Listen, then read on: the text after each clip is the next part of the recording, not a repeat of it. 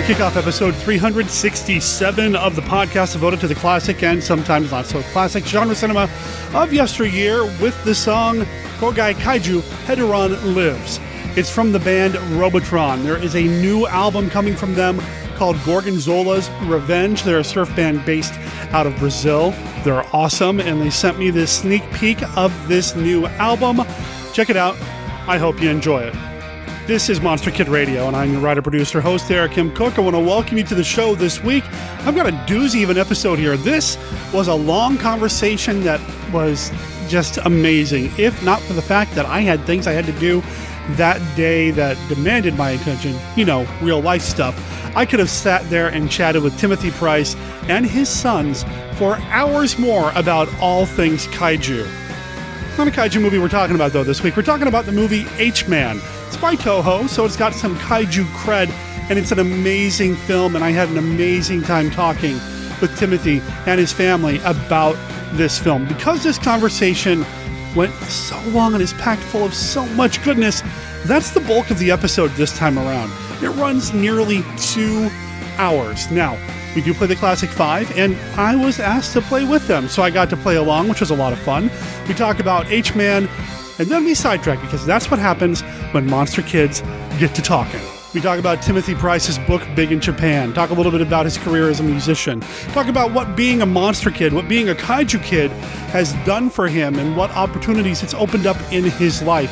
It's a really neat conversation, and I found a lot of parallels in my life and some of the things that have happened to me because of my monster kidness in his stories.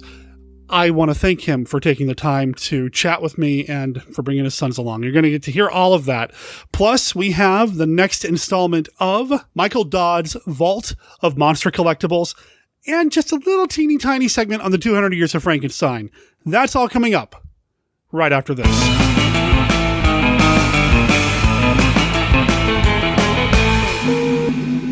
Ladies and gentlemen, here is an important message from Jack H. Harris, producer of 4D Man. Imagine a check for $1 million being made out to you. In my new film, you will see 4D Man perform feats never seen on the screen before. And if you, any one of you listening to me, can actually perform in real life the feats ascribed to 4D Man, $1 million in cash will be yours. Your admission ticket to see 4D Man in widescreen and color may be worth $1 million. 4D Man is the most amazing motion picture ever made. The story of one man who solved the mystery of the fourth dimension. Even in this century of wonders, when science holds nothing to be impossible, you'll gasp in awe at the feats of the 4D Man. In color to thrill you as never before, 4D Man.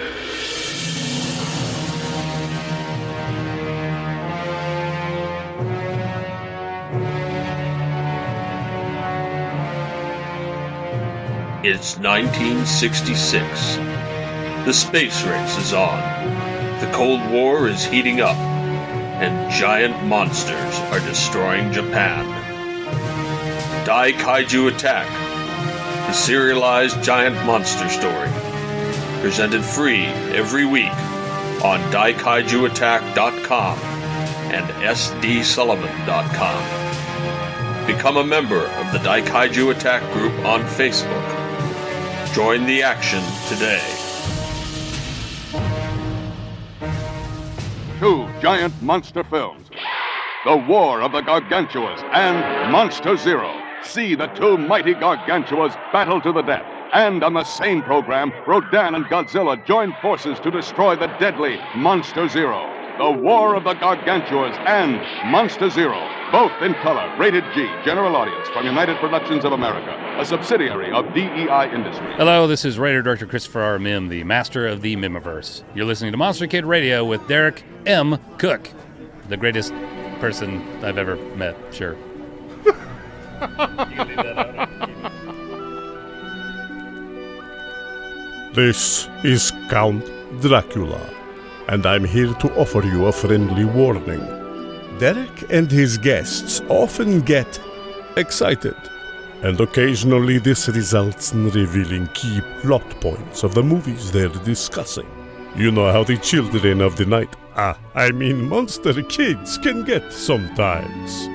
So consider yourself warned, and don't come begging to me to kill them for their transgressions afterward.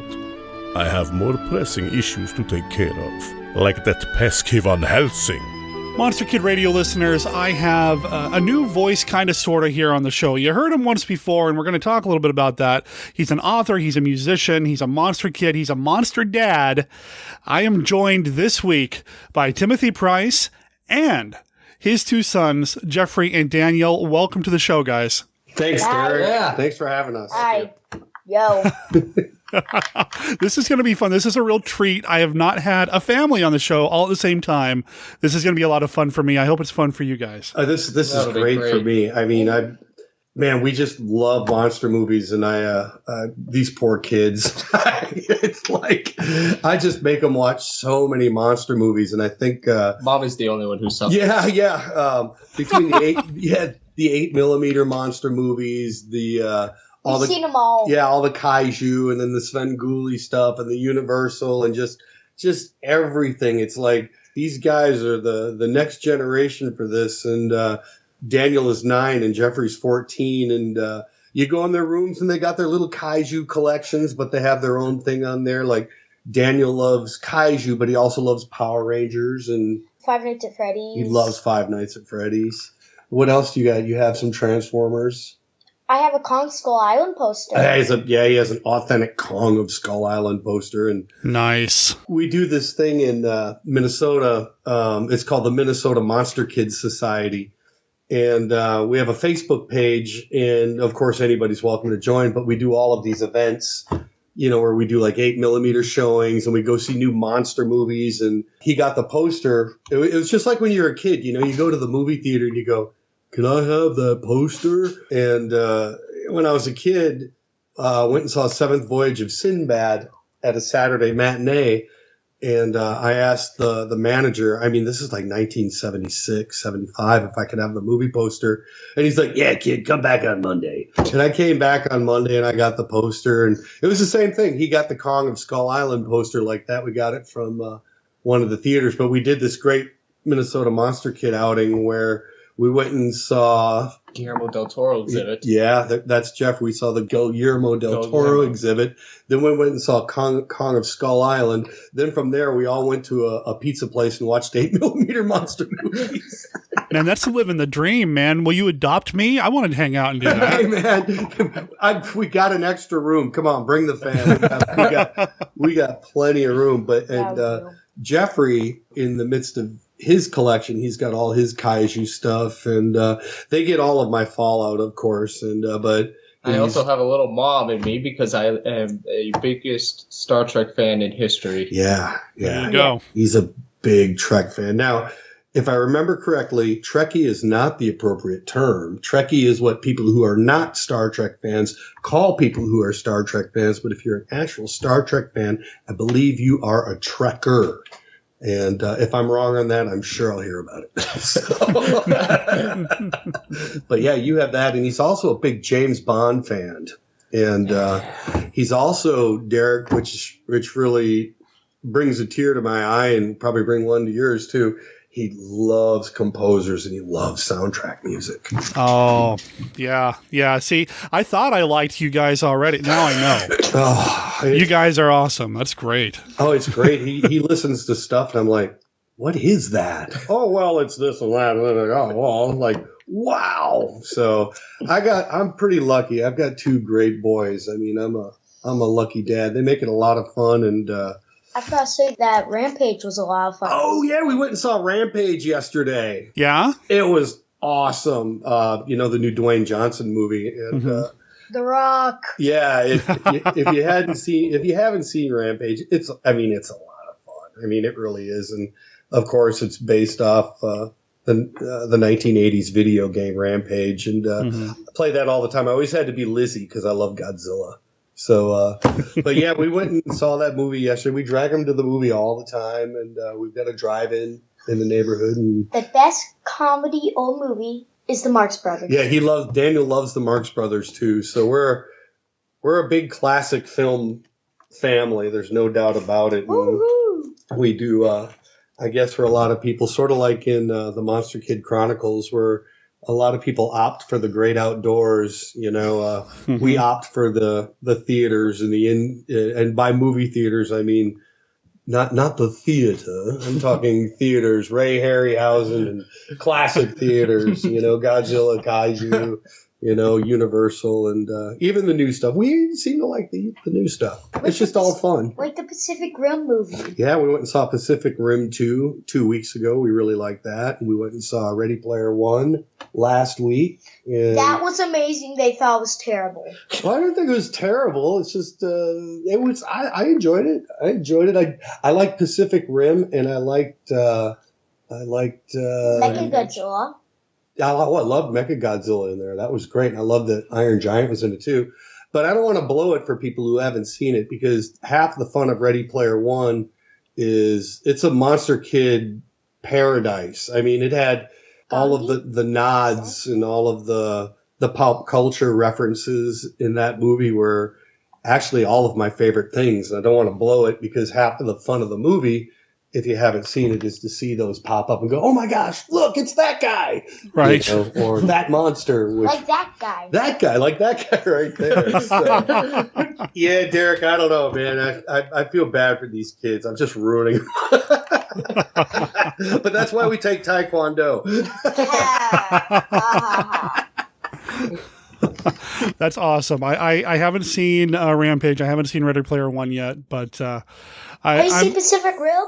I haven't had a chance to see that yet either. I saw the first one, obviously, but the new one I haven't seen. It's fun. I mean, it's great. I mean, the first one's real special, as usually first movies are. But the second one, it's a lot of fun. I mean, it's just good. I mean, you're talking to somebody who loves Shawagama movies. So of course I'm going to love Pacific Rim 2. The big bombastic fights on between the Jaegers and the Kaiju on the big screen. We saw it at what's called the Muller Monster Screen here in Minnesota. It's the biggest screen in the state, and it's 3 stories tall by 80 feet. And oh wow! Oh yeah, I mean it doesn't matter, man. If it's any kind of giant monster movie and you go watch it in there, it's like, what? Yeah. So it's a lot of fun. Wow. It sounds exciting. It sounds like a lot of fun. It sounds awesome. I'm a lucky man, sir. I mean, truly, I'm a lucky man. And we're giving my wife a hard time, but she's always there with us, dude. She's always so much so that we have to have a whose pick is it for a movie tonight? Daniel. It's Daniel's pick tonight. What are you picking tonight? Dog's Purpose. Oh, Dog's Purpose. Well, that'll be good. So everybody gets to pick their movie. So, like, my poor wife gets her picks in, But, I mean, she picks great movies, though, too. Like, she picked War Games last week, And she picks chick flicks. Yeah, she picks some chick flicks, But that's okay. You can kind of balance it out a little bit, You do. She wants us to watch Titanic. Did I tell you the line when me and Bob, we went and saw that? When did that come out? Like 20 years ago? We were watching the movie, and it was 2 hours in, and I looked at it and I went, the damn boat hasn't even begun to sink yet.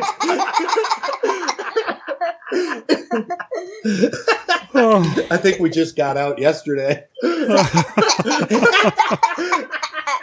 Wow.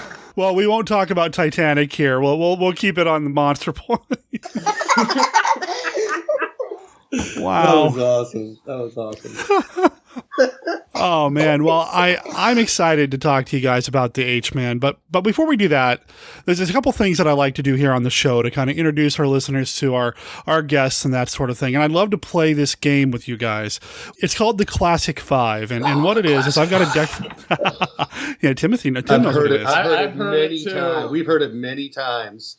We always try to answer them whenever you do it. We always say, maybe if we ever get on the show, we can answer some of these now.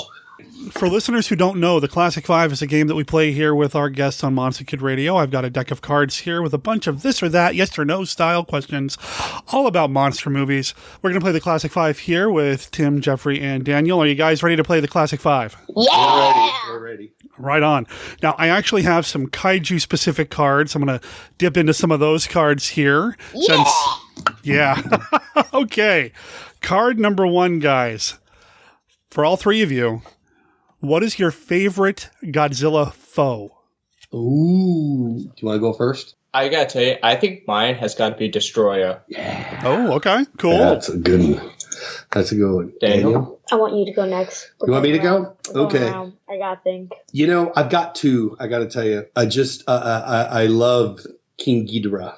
And I've always loved Ghidorah since I was a kid. And I'm sorry, I'm not of the Ghidorah school. I am Ghidorah. And I love Ghidorah just as an ongoing enemy and nemesis and just sheer coolness of what he is. But, you know, I'm a big Biollante fan, too, because that is just... Did it really? Oh, no, think of a new one. Well, that's kind of cool. No, you can say whatever you want. So I'm going with, you know what? I'm just going to go with King Ghidorah. No, Who's yours? I'm taking another one. I'm taking up another one. I have more than one. I love Biollante. Okay. If I could pick one, I'd have to go with, I've always loved this one, Final Wars Gigan. Yeah! Trails. Ooh, yeah. Final Wars Gigan. Yeah. Gigan's cool. Yeah, Gigan, especially the Final Wars Gigan. Yeah. Especially with the drills. Yeah, with the drills. And then he has the chainsaws. Yeah. And, no, you don't want to mess with Final I Wars. love Gigan. The head.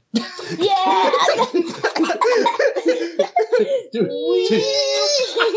Do we need to worry about spoilers here? No, I think we're fine. Yeah, when Gigan gets his head cut off. No, he cuts his own head off. He kind of does, yeah. He does. He's cool looking, but he ain't too bright. Right on. All right. That's question one an hour later. That's question one. Yeah, no, it's all good. It's all good. Card number 2. What is your favorite flying kaiju? Ooh. Okay. You want to take it, Jeffrey? You guys need to think about it? I'm going with Rodan. Rodan? Yeah, I love Rodan. Yeah, I'm right there with you, man. I love Rodan. To me, Rodan, the 1956 original is, I mean, it's right up there almost with Gojira for me. I mean, that is just, it's a spectacular movie. And he's just, you know, it's Godzilla and Rodan, and those first couple years of Toho, they're spectacular monsters. So I'm going with Rodan. I have mine. Okay. I want someone to go. I think my favorite flying kaiju has got to be Gauss. Oh, very cool. Ooh. Ooh, yeah, that's pretty good. I like Gauss. Yeah. Daniel? Okay, I already know this. It took me 2 seconds. Mothra. All right. Mothra. Hey, there you go. She's an old favorite. Yeah, she's awesome though. I mean, yeah. Okay, we got that. We're kind of on a roll now. All right. So I suspect I know how this is going to go, but card number 3, which do you prefer, Godzilla or Gamera? Well, that's a no-brainer for me. Now, I love Gamera, don't get me wrong, and I especially love the Gamera trilogy from Kaneko. Love it, but I got to go with Godzilla. Guys? Okay. Oh, Jeffrey's thinking. That Gamera trilogy was amazing. It was amazing. But there are many Godzilla movies that triumph it. I'm going to stick with Godzilla. Okay. Daniel? Okay. Equal. I'm going equal. He's going equal. Right down the middle. All right. Fair enough. He's a definite maybe. Wait, can I ask a question? Sure. What are yours? I want to hear yours. I have all 3 of the questions. You want to hear my favorite? Okay. Yeah. First, favorite enemy. Favorite enemy? I do like Biollante. I'd probably go with Biollante. I'm sorry. I like Biollante. Everybody likes cool. Biollante. I like. Nothing wrong with him picking the same one you picked. That just shows you how Half cool he plant, is. half Godzilla. Or she is. Biolante's a girl. All right, flying kaiju, Derek. Flying kaiju. I like. Man, I'm gonna pick something you guys already picked. Rodan's my guy. I love Rodan. See, that's great though. We're together on this so far. Godzilla or Gamera? Godzilla or Gamera? See, that's so tough because that Gamera trilogy is so good. I know. You know, I'd probably just for sheer volume of work. There's so many Godzilla movies. I'd probably go Godzilla, but Gamera is so close. So close. Equal. Go equal. Okay, I'll go equal. That works for me. Yep, and there's no denying Super Monster Gamera either. Well, there is that. All right. Fourth question. Fourth question. Derek is this great podcast, Monster Kid Radio, wins Rondo Awards. Then we come on the show. Now nobody listens to it anymore. Hey, I'm having a blast. This is fun for me. Yeah. All right. Card number 4. We're ready. What city would you like to see a giant monster destroy right now? Oh. Go ahead, Daniel. Well, I have seen this before because we do have the Godzilla game. I'd like to see New York. All right. Okay. All right. Jeffrey? I'd like to see London get trashed. Oh. Ooh. Let's throw Big Bang! Let's hear yours. Awesome. I'm going with Peoria. What's Peoria? Derek, let's hear yours. What's Peoria? You know what I'd like to see? I'd like to see Minneapolis get trashed.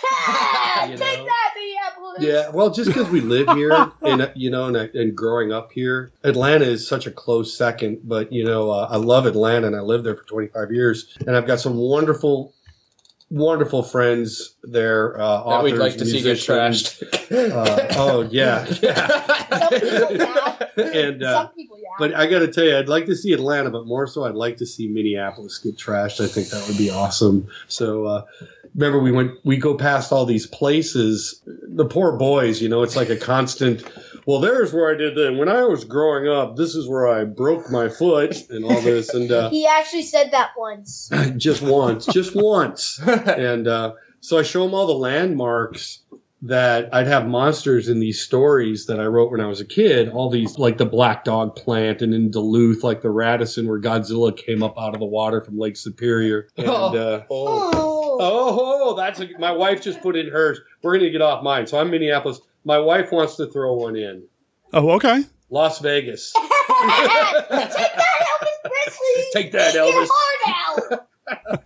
Well, we thought they were going to do a lot with the Muto in Vegas in 2014, but that was sort of just look what just happened. But it would be cool. What other monster? The Colossal Beast went to Las Vegas. Yeah. And what was that? The Pioneer. He wrecked the big cowboy who waves in. Hey. Oh, that's right. Please, we're doing all we can for you. We're trying to bring you back down to normal size. You do think I'm a freak, don't you? But to me, you're the freak, the one who's different. I'm not growing, you're shrinking. He started as a normal human being, but now each day he doubles in size. Where will it stop? The amazing colossal man. Colonel, he's been reported in Las Vegas. Impossible. How can he walk 120 miles in only an hour? Impossible? Not when you're 60 feet tall. The amazing colossal man. Yeah, Derek, they've seen all of these movies. Scott, you're doing it right, man. You're doing it right. On DVD and Super 8 8mm type stuff. Okay, so we got Daniel has New York, Jeffrey has London, I have Minneapolis, Alice has Vegas. Derek, what's yours? No offense to any of my friends who live up there, but I think it'd be really fun to see a giant monster take out the Space Needle in Seattle. Nice, Seattle. Good. Yeah. Get the number 2 Marvel comic book with Godzilla chomping down the Space Needle is coming to mind. Wow. Yep. I remember the name of that one too. Seattle Under Siege. What's the 5th question, Derek? Okay. Fifth question. So we have Mechagodzilla and Mechanicong. What other kaiju should there be a robotic version of? Oh, don't forget Kiryu. That is Mechagodzilla, isn't it? Well, there's 2 kinds. There's Mechagodzilla and Kiryu. And what is one of our good friends? What movie is he in? Where there's another mech. Mecha in Ghidra. Yep. And who's our good friend that's in that? Scott. Robert Scott Field. Yep. He's in that. M11, yeah. Super cool guy. Super cool guy. Isn't he a great guy? Yeah. He's so much fun. And I love Mecha King Ghidorah. But, okay, well, you guys think I would say if I had to pick another mech, I'm going to go with... You better not pick mine again. You got one? Yeah. Oh, then you go ahead. I'd like to see Violante. Mecha Violante. Wow. Can you imagine this giant tentacle arm with giant arm? Now each arm shoots a laser. Imagine the main head. What about Mecha Gamera? Oh. See, y'all picked mine. Y'all just took mine right there. Yeah. What about a Mecha Legion? Oh, That'd be wicked. That would be terrifying. Many Mecha Legions that form into one giant Mecha Legion. What about Destroyer when it's in the crab aggregate form? Can you imagine that? It's sort of like King Traxian in Big in Japan too. Wait a minute. I've got one. Okay. Like destroy an entire city, and it's a flying one in 2 laps. Mecha Rodan. Ooh. That'd be pretty awesome. That would be awesome. Cool. I'm going to actually stick with the one I said earlier. What about Mecha Gauss? That would be pretty cool. That would be really cool. really neat. Yeah. That'd be cool. Yeah. I'm going to do that. I like it. I like it. I love Mechanicon though. I mean, I Yeah. think Yeah. I love the 70s, the Showa Mecha Godzilla. I love it because it has almost like it should have steam spitting out of it, like a steampunk design. And Mecha Kong is just so cool. The fantastic duel of the century, the most ferocious battle in history. The flesh and blood King Kong fights his most incredible enemy, a 60-foot robot King Kong forged of super steel. King Kong escapes. All new, all thrilling in Technicolor. King Kong battles missiles, monsters, and a King Kong of steel. King Kong escapes. A Toho Company limited picture, a universal release. Don't touch it.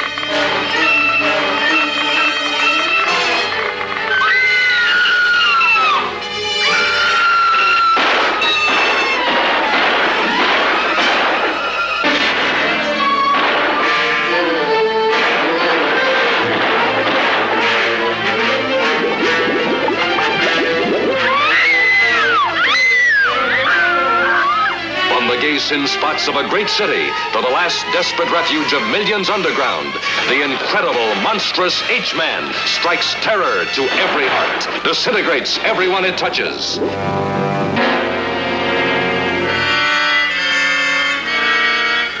It kills but can't be killed. The most incredible man you never saw. Deadly byproduct of the H-bomb blasts, dooming mankind to oblivion. We are facing a situation which cannot be minimized. Complete extermination. Did you start yet? Yes. Masada went into the sewer. Where? Right there.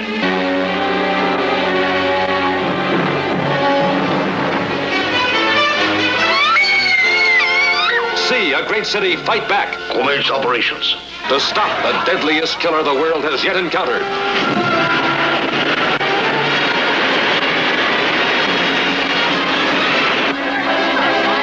I want to talk about the movie that we're talking about this week, The H-Man. Yeah. Which, Tim, you brought up, and I knew I hadn't seen it. And when we started talking about watching it and talking about it on the show, I decided to hold off until right before we started talking. So I actually just finished it this morning. Oh, okay, cool. So it's pretty fresh in my mind. It was a first-time viewing for me, and you had seen it before, but Jeffrey, Daniel, was this a first-time viewing for you guys? Yep. Well, but Dad made us watch it multiple times. The thing that happened to me is the first time we watched it, since it was like in the middle of the night, Dad just got back from a gig. I fell asleep maybe 20 minutes until it ended. Oh, man. Yeah, he made Then it, we watched it yesterday. They were getting rid of the monster Yeah, when he fell asleep. and we're cool with spoilers? Yeah, we are totally cool with spoilers. Okay, cool. Can't spoil me, yes. Yeah, poor Daniel, he watched it all and he fell asleep right towards the end. So, Right at the sewer. But these poor kids, I mean, sometimes I don't get home till 2 or 3 in the morning. And then you get us up for a monster movie. Yeah, and if we don't have to get up the next morning for anything, I'll wake them up and say, "Get up, we're going to go watch a monster movie." You know? Done it. You've done it. Dad, go away. That was how I watched Godzilla against Mechagodzilla for the first time. Yeah, Period. yeah. The bionic monster, a menacing giant, an awesome machine, unleashed with a deadly task. Godzilla, the only hope for Earth's survival. Godzilla versus the bionic monster. Godzilla strives to win supremacy in a fight to the end. Will Godzilla triumph? The Earth survive? Godzilla versus the bionic monster, an earth-shaking movie. My greatest Godzilla memory is one of my greatest memories of my dad. And it was me and my big brother, and when we were kids, we were coming home from. I grew up in Minneapolis, and we had this show in the 70s, late 60s, 70s. They rebooted it in the late 80s and the early 90s. It was called Horror Incorporated. All it was a Saturday night double feature. It was midnight, and they'd always do back-to-back movies. And it was one of the, if I remember correctly, it was the latest that TV went in those days from the local channels, because it'd be on till almost 4 o'clock in the morning. And, you got to remember, this is the 70s when TV actually shut down for a while. So we were coming home from my Nana's, and my dad goes, "Hey, you guys, there's this movie tonight on Horror Incorporated that I saw when I was a kid." So my dad saw it at the drive-in when he was a kid. He goes, "It's called Godzilla. It's about a giant dinosaur. You want to watch it?" Like, yeah. So Mom went to bed, and Dad brought us downstairs. We had a big giant Zenith that probably weighed about 6 tons, and made us popcorn and drank Pepsi Cola and sat down there with Dad, all just my brother, my dad, and I just on this couch. That's just such a great memory that I love getting them up. And it's like, how many times have you watched a movie and, admit it, especially now that we're adults, we wind up watching the majority of these movies by ourselves, So, man, I got to tell you, it's a lot of fun to get home at 2 a.m. and have a craving to watch a Godzilla movie and go get a 14 and a 9-year-old up out of bed to come enjoy it with you. It makes it so much more fun. It's just like being a kid again, and especially when they haven't seen them. I mean, as a parent, it's awesome to show the kids and you relive your first time seeing the movies. My only problem is I think I've already shown them all of them. Yeah, I think we've seen them all. There are some of them that I don't remember well. No, we'll have to go back and watch them again. So I'm sorry about that. That was a big, long thing. Is this cool tomorrow? They've seen it twice. They've seen it twice, and I've probably seen it total 4, maybe 5 times. But I'll be honest with you. I mean, the first time I watched it, it was a few years back. I really didn't like it that much. Oh, and, really? Okay. Yeah, but that's because I was a lot younger when I saw it. I'm trying to remember where I saw it. I think was I saw that G-Fest? No, I think I saw it on local TV in Las Vegas when I was playing there. I can't remember. I play all over the country, so I'd get to enjoy like local stations from all these other towns. And you know how some channels. This was the 90s, so I guess cable was pretty well established by then, but still local channels would still have their own movies on and stuff, so I get to see a lot of different movies, but I don't remember where I saw it. But I'm like, wow, H-Man, Toho, wow, Ishirō Honda, wow, and I watched it and I went, where's Godzilla? H-Man, it's the Hedra Man, or I don't know, but so the first time I watched it, I didn't really watch it with an open mind. I just watched it with a different set of expectations. I think that might be one of the it's not a downfall, but I think that may be a lot of people haven't seen this movie. It's not as popular, of course, as the Kaiju series and all that, but man, when I watched it after getting a little bit more educated about Toho and about their cast and about the music and, Eiji Saburaya and watched it again, it was magnificent. I mean, it was just like, this is so awesome, So I've become a big fan. And like I said, when I first watched it many years ago, I really wasn't, but now I am.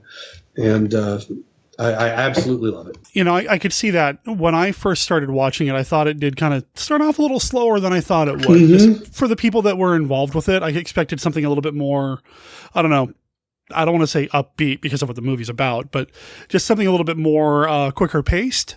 Yeah. But that went away pretty quickly because you get so involved and invested in the characters and what they're doing, and this really cool kind of noir mystery thriller police thing going on.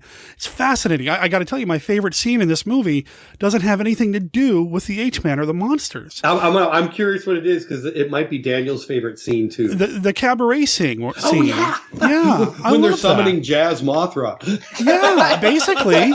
Yeah, and they're all trying to be sneaky and kind of casting looks to each other and somebody's trying to. I love that sequence. It's so well directed and so suspenseful, and the music, of course, is fantastic. All of the music at that Homura Club, Homura, I think is how you pronounce it. All of that music that Sato did during that, it's just so wonderful. I mean, it's just nightclub. It's just wonderful. It's just, he captures it so well. There's like on the soundtrack, there's 4 different, they call it Homura nightclub background music. And there's like 4 different cuts on the soundtrack CD. And they're all a little bit different. You know, there's you know, the one that I had mentioned, you know, I call it where all the dancing girls are out on the middle of the floor and they're all in a circle and he dances hubba hubba and they're all kind of raising their arms. You know, it's like me and the boys are watching that, and that's when I said, "Look, they're summoning Jazz Mothra." Hello. But you know, those scenes are great. But Daniel, tell him before I get too long-winded on this. Tell him what your favorite scene was that had nothing to do with the monster, with the gangster. Okay, 2. But my first one was when the gangster, it was probably in the middle of the movie when he faked his death and put his clothes on the ground and hid, and they found out he was still alive because his clothes weren't radioactive. I thought that was pretty clever. That was pretty clever. I did too. Yeah, they actually said that in the movie. Clever trick. And tell him, Jeffrey. What made it more funny was the fact that, so before Dale and I watched it, Dad had watched it a few days prior, and he didn't catch that when he first watched it. Nope. And before they even mentioned it in the movie, I figured that out. And Dad goes, "What? That's cool." Because if you're listening and you haven't seen the H-Man basically dissolves you and leaves nothing but your clothes. Right. So a gangster, to get away from the authorities while in the club, takes his clothes off and puts them in a pile so the authorities think he's dead. And I thought that was really cool. You know, it's like, and it almost, have you seen Dogora? Yes. You know, it has that kind of, like what you're saying, there's a mystery going on, you know, and they're trying to solve the mystery, but in fact, you know, it's mixed with sci-fi. And, you know, when you really think about the idea, I mean, of course, Honda loved, you know, anything to do with atom bomb, hydrogen bomb testing and all of that. And the story is so good because even though it's called the H-Man, the premise of the movie is that, once again, sort of like taking the idea of the Lucky Dragon number 7, which was the ship that got contaminated, that was the basis of the ship in the original Gojira, where all the sailors wound up sick with cancer, the Lucky Dragon number 7. When they go to the ships that are in this graveyard, it's kind of the same thing. They're all getting affected by strontium-90 and all of these elements of radiation and all of that.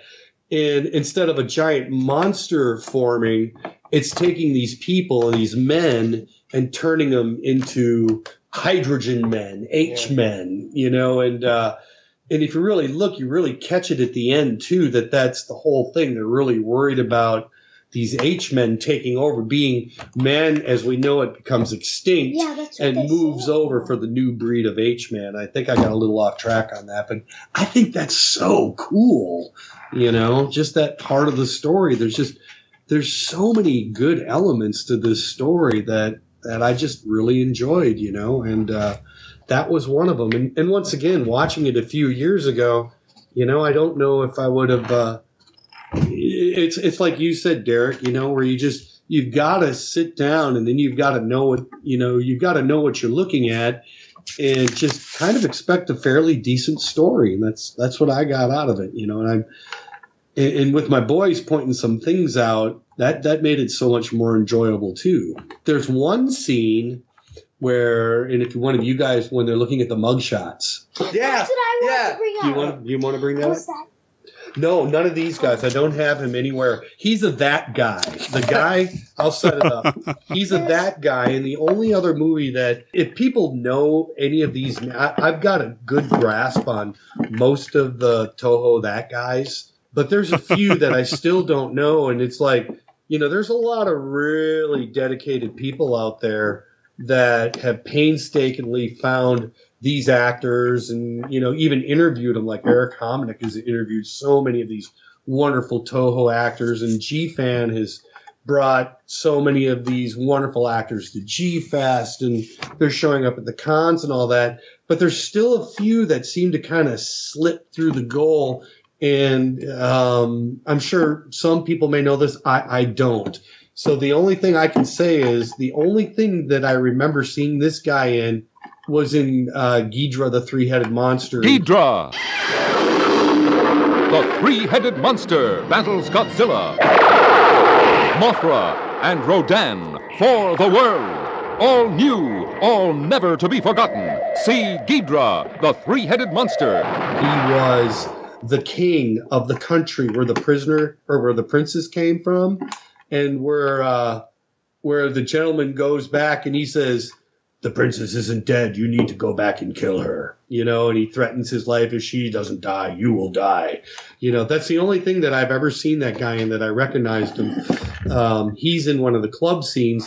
And the other guy who we're talking about is another one of those guys. And I've seen him in like 2 other movies, but I can't place his name either. So what they're doing is they're bringing in, it's about gangsters. And if you haven't seen H-Man, again, what's going on in the story is it's a story about gangsters who are trying to smuggle drugs. And it's also about the police that are trying to catch these gangsters. And it's about one of the head gangsters, the first victim, as a matter of fact, one time they say it's his wife, it's Yumi Shirakawa. One time they say it's his wife, another time they say it's his girlfriend. But he is the significant other, the gangster of Yumi Shirakawa, who is awesome. And he winds up dead. He's the first victim of the H-Man, and he dies when they're in the middle of... it's like the very first scene. Yeah, it's the very first scene. Yeah, it's the heist where they're taking the drugs. Yeah, and he... Yeah, did they get the drugs? Yeah, the police got him. The police got the drugs. And actually, real quickly with that scene, he fires off a few rounds at the H-Man, and the sound effects happen, but nothing happens with the gun. There's no discharge from the gun. It's just I noticed that. I'm like, hey, it's sad. We noticed that stuff too. So in the meantime, all this is happening, and the police are convinced that it's the gangsters are the ones killing people, and Kenji Sahara. His character, who's Dr. Masada, is trying to convince Akihiko Hirata that he thinks it's this H-Man, this being that's, made of radiation, killing people. He's having a hard time. So they bring in one of the gang leaders for questioning. And while he's sitting it's Akihiko Hirata, and I have all of these names so I can set a face to him too, because that's the thing. A lot of times I listen to people and they say the names, I'm like, well, who is that? So I can tell you who they are, and when this airs, we're going to throw up a reference sheet on Monster Kid Radio. We're going to call it the That Guy list, so you can look at it and you're going to know who all these characters are. But they bring him in and they have him looking through a mug book, and on the 3rd page that he's looking, they see his face. He sees a picture of himself. Doesn't he? I thought that was pretty cool. So, but there's a lot of humor in it like that too. That's just really good. Now, may I talk about the model part? Please, yeah. At the very end, when you see the city getting blown up from the bombs to destroy the H-Man, big spoiler. Which does work. Even bigger spoiler. You see a picture of the city being blown up. That is a miniature model. Oh yeah, that's amazing. That's a PG Sabaraya miniature. It's wonderful. Did Tsuburaya do the model work on that? Yeah. Yeah. You know, that and that city at the end where all the flames are coming out of the sewer system. And the ships are cool. Oh, the ships are wonderful. You know, it's the first thing I think of when I see the ships in the ghost ship scene. Gargantuas, because it looks just like the first ship for the smugglers at the very beginning. Tsuburaya was so wonderful. I mean, Derek, I love modern movies. Don't get me wrong, and I'm sure I'm going to show my age here a lot, but man, the miniatures in the Showa series just blow my mind, especially anything that Tsuburaya did. I mean, it's just his detail and just how well he did his miniatures are just unbelievable. And when they show the miniature ships, you know, that are floating, what they call the ghost ship scene, where the one ship shows up, and there's some great stuff there too. The one ship shows up, and the ship with the H-Men is just floating there, and you can just, it has Tsuburaya written all over it. Those miniatures are just so wonderful. And other than that, I'm not really sure if there was too much more miniature action, but there was some great effects, you know. And coming out in, you know, what's really great is like it came out in 58, you know, it may have come out in 57, the Japanese version, might have been 58 Japan, but that time between 58 and 59, it was almost like the oozing sensation, you know, between the H-Man and Kaltiki and the Blob, you know, all these wonderful, and all the good stuff. Yeah, I mean, great stuff. And it's like when you see the H-Man moving, when it's not superimposed, you can tell they're doing a lot of backward shots and stuff. Mm-hmm. But man, it looks great. And to me, it holds up. And it's so awesome to watch that and see it done so well. And you know, it's not CGI and it's not massive sets or anything like that. I mean, it's Toho, and you know, they always worked on a budget. I mean, that was part of the whole Toho thing. You've got X amount of money and X amount of time, make a movie, and it better be done. And just what Tsuburaya would do in that short amount of time. And it was funny because like so many people at Toho, you know, in those days would just all kind of pull together, you know, and just make these remarkable movies. And the special effects in that movie are just fantastic. You know, the only thing I kind of, you know, snigger at a little bit is when they show the superimposed green slime like coming out the window. It's like, you know, it gets the ever popular fakey. The other amazing Toho miniature is in Gojira. Oh, don't even bring it up. You watch Gojira and it's just such a masterpiece. Then that helicopter tips over. And you go, what? You know, you like to think that it was just part of the American dub, but it's not. That's what we'll tell ourselves. Yeah, it was all a bad dream. You're right, though. I mean, there is a certain sense of charm, and it's just amazing to know that these folks who didn't have the technology that the filmmakers today have created these amazing sets and models and monsters and all this other stuff. There's just something man, I mean, I'm getting goosebumps thinking about it. It's amazing. Yeah. It's amazing. Really is. I mean, as a kid, I think I know I always tend to gravitate towards the whole Monster Kid thing, but that's what we're all about, right? Sure. You know, when I was a kid, I was into Godzilla before I was into model railroads, but I started getting into model railroads because I had the Aurora Godzilla monster model. And nice. You couldn't get an HO though because it was too out of scale. So when I was a kid, I got an N scale train, which is if you're not familiar with it, it's the scale that's smaller than HO because it was more comparable to the size of my Aurora Godzilla. Because when we were a kid, when I was a kid, I know you're a few years younger than me. We didn't have all the toys and figures we have now, you know. So it's like, you know, I had the Ghidra and the Rodan and the Godzilla, all Aurora.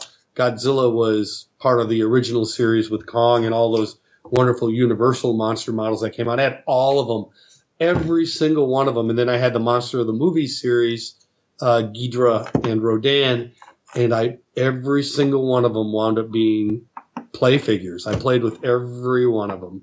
Nice. And of course, with the exception of my Shogun Warrior, they're all gone because we played hard. And I'm not saying there was ever fireworks involved.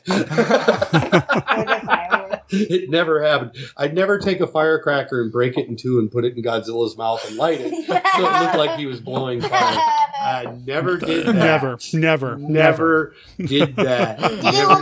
You young kids, go home. Don't listen to this. But it's. I'm just thinking about that now. I totally lost my train of thought. We didn't have any of that stuff to play with. So, but I do have my original Shogun Warrior, which makes me happy. Oh, the one right on, kid. Yeah. Isn't that cool? That's why I'm always like, get away from that.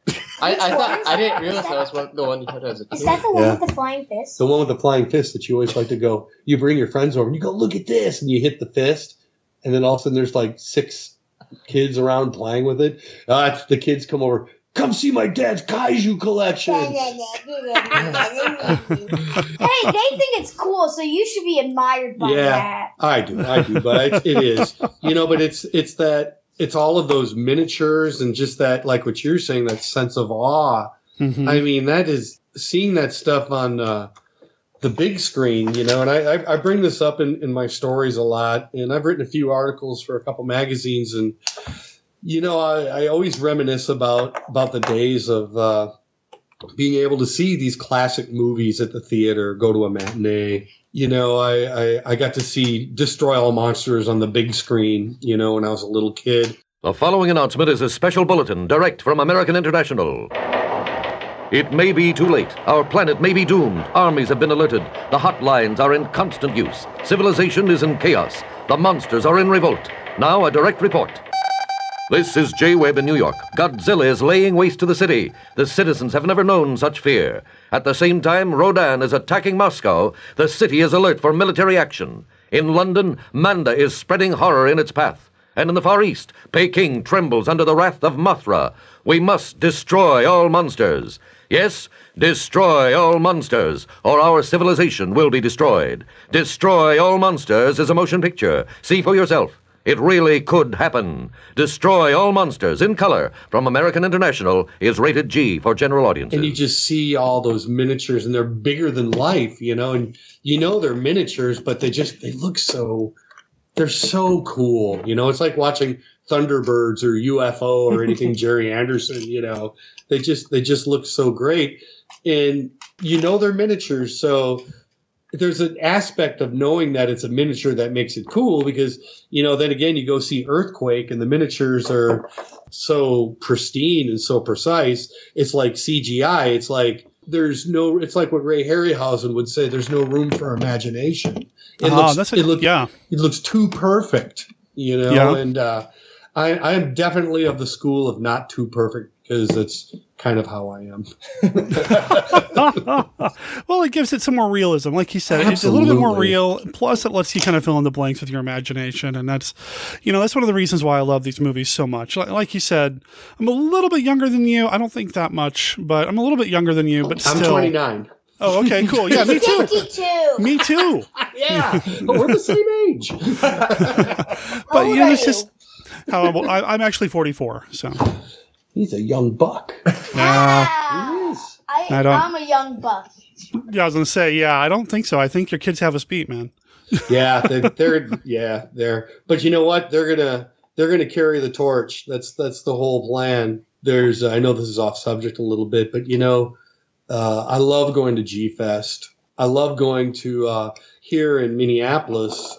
We have a favorite convention called Crypticon. Oh, I love that. I love seeing my friends. Yeah, it's so Daniel went, and my friends. Yeah, it was so funny because a lot of these stars who go to the conventions, they're Jason. Yeah, they're making their living, and you wait in line and you pay for an autograph, and you're helping them make a living, and that's great. But Daniel and his friends are like, we're determined to meet all of these stars and not pay one red cent.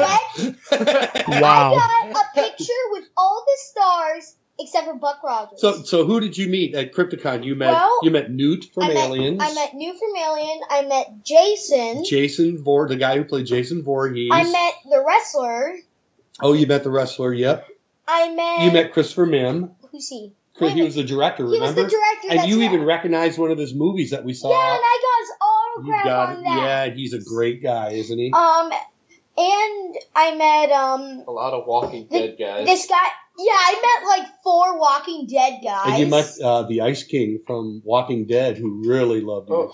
The Game of Thrones guy. That was a Game of Thrones guy. And also the Batman guy. Yeah, he killed Bruce Wayne's parents. Yeah, he did. Trilogy. Yeah, so they ran around and he comes back with the iPad with like 20 pictures. And they're all so cool. He met Marky Ramone and PJ Souls, and they're all just hugging him. And Marky Ramone Daniel's walking around. He's got this little xenomorph figure. He names it X. So he walks around. It's like a teddy bear, but it's the xenomorph. It's the wounded one. So there's it's the wounded one. And Daniel's walking around. Will you kiss my xenomorph? There's Marky Ramone holding it up to the camera and doing a thumbs up. It's just awesome, And there's so many kids at these things. The guy that was from The Simpsons, I think he was the drummer. No, he's from the Ramones, dude. Yeah, but do you want to know something? But they were on The Simpsons. He kissed it. Did he kiss X? He kissed it. Yeah, Marky Ramone. That's pretty cool. And then PJ Souls was there, and you met PJ Souls. With my great favorite story. we did a tribute to Haruo Nakajima and Akira Takarada at Spooky Empire in Orlando. Gosh, it was probably 6 years now. We did a thank you video, and there were literally hundreds of people whose names were on it saying thanks for all you did. In main ballroom packed in Orlando to see these two gentlemen.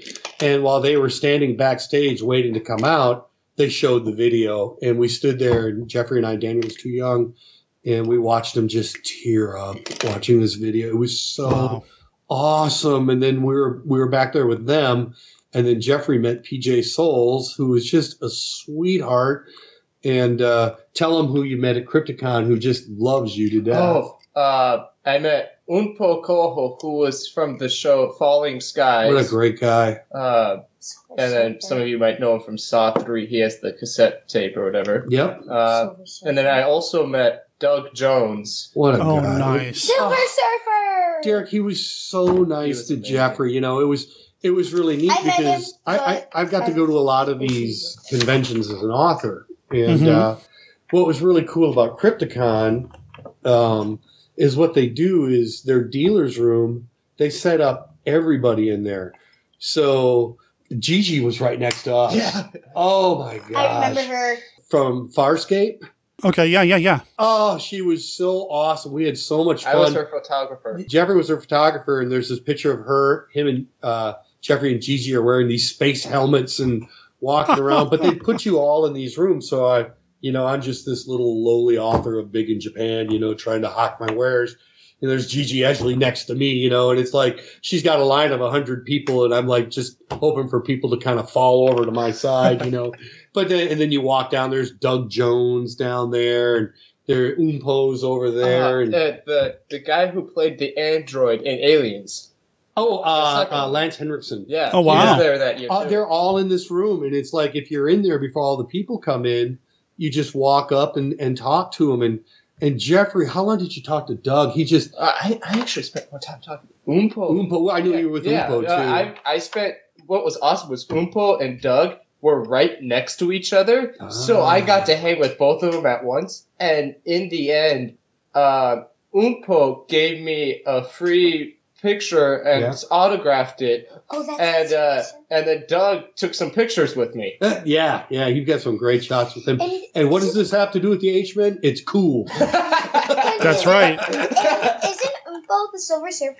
No, Doug Jones. Is the Silver Surfer. I knew one of them was the Silver Surfer. And he's in the Shape of Waters. He's remember Abe Sapien from Hellboy? The fish guy. The fish guy who kind of looks like yeah. That was absolutely. I met that guy. Yeah. No, you were there that year, and I think you met him. But you didn't really know him. That's the whole thing. What I was saying, at these conventions, these kids are running around, and like Daniel's there, and he's met these kids, and they run around, and it's like, you know, making sure that torch gets carried on. Wherever I go, I meet kids. Yeah, but you know, it's so fun because you meeting all of these stars and stuff. It's like, well, I want to see Aliens now because I met Newt. You know, I want to see eventually. You know, when you're a little older, you can see Halloween, so you can see PJ Souls. You have to be a little older for that one. What about Jason? Little older for that too. So, but I'll let you watch the Simpsons episode with the Ramones. So, anyway, it's just, you know, I think it's important. And G-Fest is the same way. There's so many kids there, you know. Because they like it. Yeah, but that's great, though. That's what I'm saying. There's no sign of it dying out. And obviously, it's evident in the fact that, you know, America has gotten into or has entered the arena for making kaiju films. Right. You know? So obviously, with that many young people enjoying it, it's almost like now the resurge is bigger than it's ever been, which is fabulous for monster kids and us monster kid adults. Yeah, definitely. Speaking of G-Fest, real quick, listener of the show, Mark Bailey, said that he met you and your family at a G-Fest a few years ago. Yeah, he's a great guy. Yeah, so just a quick shout out. Wanted to say hey for him. So I've never been to G-Fest. I need to go to G. I know. I always go to Monster Bash, but I never go to G-Fest. I need to go to G-Fest. I need to. Yeah, you would enjoy it. I mean, it's really fun. Daniel, you're 9. How many times have you been? 4, 5? No, you've been like 8. I think you've been 8. He's 9 years old. I've been to G-Fest more than a 45-year-old, and I'm 9. Well, you know, take that, Derek. Wow, I don't know what to say to that. I don't know what to say to that. Daniel and I didn't go, and I think that was the first time that Daniel and I had never gone since. Well, that was hard last year because I had to go. I went as an author, so I have a Big in Japan panel there every year. Man, there's some people there that really love my crazy Big in Japan stuff, and bless their hearts, they're so awesome, and they've just their fondness for the story has enabled me to do a panel every year, and we always have a filled to capacity panel, and it's just really fun. And so I'm there, and the artist of the series, Alan O.W. Barnes, who's wonderful, he's there with me, and then Robert Scott Field, who's one of the main characters, is always there as well when we do the panel. And G-Fest is family. It really is. Last year you went with Gary, Manda, and Kyle. Right? Yep, we have friends up from northern Minnesota. They takes them. Yeah, you think we're far up north? They're way up towards Canada. Hi, Gary. And they come down and Amanda and Kyle, they come down from Evelyn and kind of make a pit stop here. And we usually watch monster movies the night before. And I don't think they'll do that anymore because I made us late last time. Uh-oh. Gary, we'll be okay if we leave it at 11. Well, I want to be to Chicago by 1. Okay, 10:30. Tim, it's 6 hours from here. 9 o'clock. So, but we've met so many wonderful people there, you know, and G-Fan, helping G-Fan is a wonderful thing that reaches out and helps people, and people who are fans or even sometimes people who are affiliated with the movies themselves. Mm-hmm. And so, yeah, Derek, you would really like it. It's so much fun. I mean, you should go do a panel, and, you know, and I'm kind of bummed because this year I've actually I have a summer concert series, and I'm playing so much this summer that we can't go this year, and it's oh no, it's the first time that in years that I haven't gone. So we're actually going to take a couple days off and do another family vacation, but not to G-Fest this year, which is a bummer. But next year we plan on going back, and next year I'll have the third and probably the last series in the Big in Japan book completed. Oh wow. So, Yeah, so we'll be bringing that. So anyway, I'm once again getting us way off. No, that's fine. I'm glad you brought it up because I want to talk about it. But for listeners who don't know, G-Fest is the annual convention in the Chicago area about Godzilla and Kaiju and all that. It's put on by G-Fan magazine, which if you're not subscribed to G-Fan magazine, you are missing out. Yeah. They're not paying me to say this. I don't have any advertising with them, but I love G-Fan. It's such a great magazine.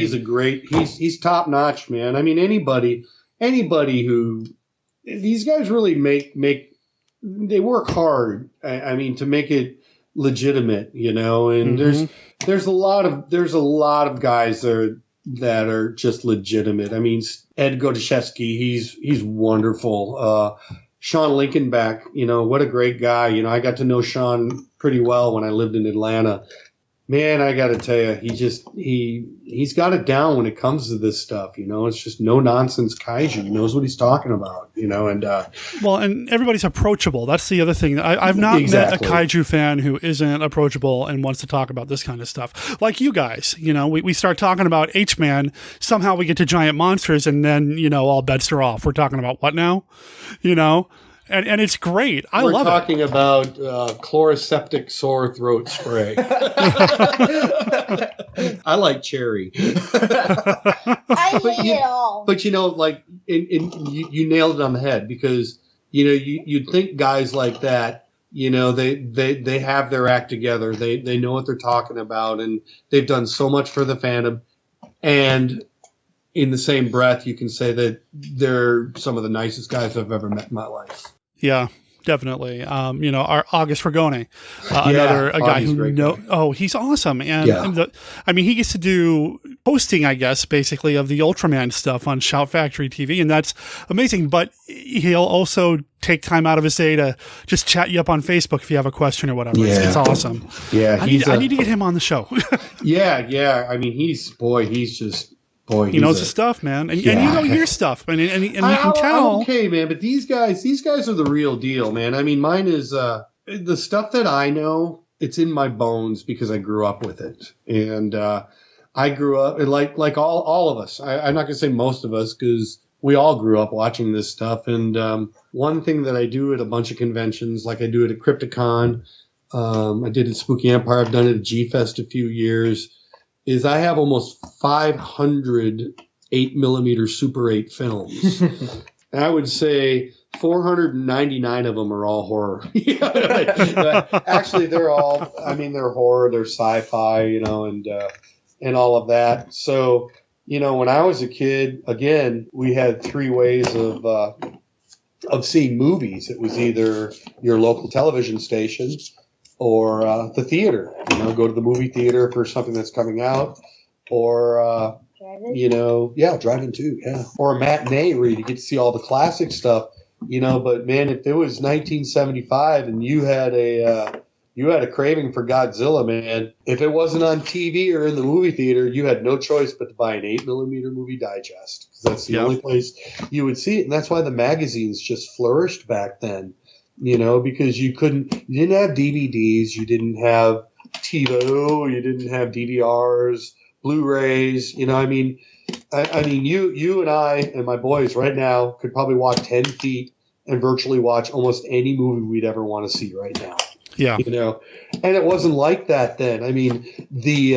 The thought of tearing apart the Sunday newspaper and hoping for a Godzilla movie to be on just to get burned again, you'd go to Horror Incorporated and hope to see Godzilla King of the Monsters, and it'd be the Black Cat. You'd go, what?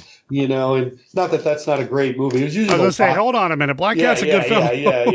Yeah. But I hear what you're saying.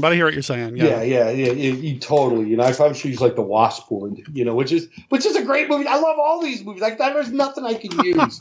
It's like you can't use Equinox. That's a great one. You can't these movies that the Giant Claw. The Giant Claw is great. The Black Cat is great. White Zombie is great. All of these movies that, How about The Land of Time for God? The Land of Time for God is awesome. American International presents The Land That Time Forgot, an astounding motion picture based on the book by Edgar Rice Burroughs. Travel through an underwater passage and discover an awesome prehistoric world. Fight for your life against the terrifying creatures of a lost continent. It's action, danger, and adventure on an epic scale. The land that time forgot. Rated PG. Parental guidance suggested. You know, you'd always. When I was a kid, though, all honesty, I was almost all about giant monsters, though. Sure. And so I was always looking through the TV. Oh, I love Land of the Lost. I was always looking for giant monster stuff, and but that's when I started buying Super 8 films. And like I said, now I've taken it to a different extreme. I've got really rare films that are hard to find. You know, I got really excited, and I know I put it on Monster Kid Radio. I just found a Super 8 digest for the original Gojira in Japanese. You know. Oh, that's amazing. Yeah, and it's fun, and it's once again, it's like sharing it with people. I mean, my favorite thing is like when we're talking about the Monster Kid Society or these conventions, is going there, and it's almost like whipping out your pictures in your wallet. Here's my family, and people run away. You know, it's like, look, here's my kids and my wife. Yeah, that's my dog, and they're like, get away from me. You know, but with the movies, people really seem to enjoy it. It's really awesome how many people come to the sessions and sit down and watch the movie. It's so much fun. I would go as far to say it's pure magic in my life. It's pretty phenomenal. And when I said earlier, I mean, you know what you're doing, you know what you're talking about. I was going to use that to segue into Big in Japan. Yeah. Oh, which is something. Away. Yeah. I want to talk about Big in Japan because there's 2 volumes now. You mentioned a third in the series. It's a series of books. It's basically a rock and roll kaiju novel. It is. It's a rock and roll kaiju story. You've taken things that you know and you love, and you've poured them into this awesome piece of fiction that I've read both of them. I enjoy them both. Thank you. Did I nail it? Rock and roll kaiju, basically, right? That's it. That's totally it. And if you're unfamiliar with the story, it's basically about LA musicians that, and I've been playing music and touring since I was 16. So I've played in bands. I've played as a side musician. I've done a lot of like recordings and sessions and demo. All the radio jingles and all that kind of stuff. So I've kind of done it. I lived in Vegas for a while playing all Steve Wynn properties. So I've kind of done everything musically except being a famous band. And that's kind of what this book is about. It takes a guy, his name's Tommy Lynn Taylor, and Nathan Fox, and they're 2 musicians in a bar band out of Los Angeles. And they do what a lot of players do, and I've done this too. You can create tours over in Europe. You can go play pubs, and I'm going on a European tour, and you get some great places to play. Usually don't make much money, but you meet a lot of fans, and you get the word out there, and people get to enjoy your music, and you get to go to Europe. Same thing with Japan. A lot of people go, if it's not with the USO, you set up shows where you play what are called live houses. And live houses are basic. They're bars, they're nightclubs and all of that, and that's what this story's about.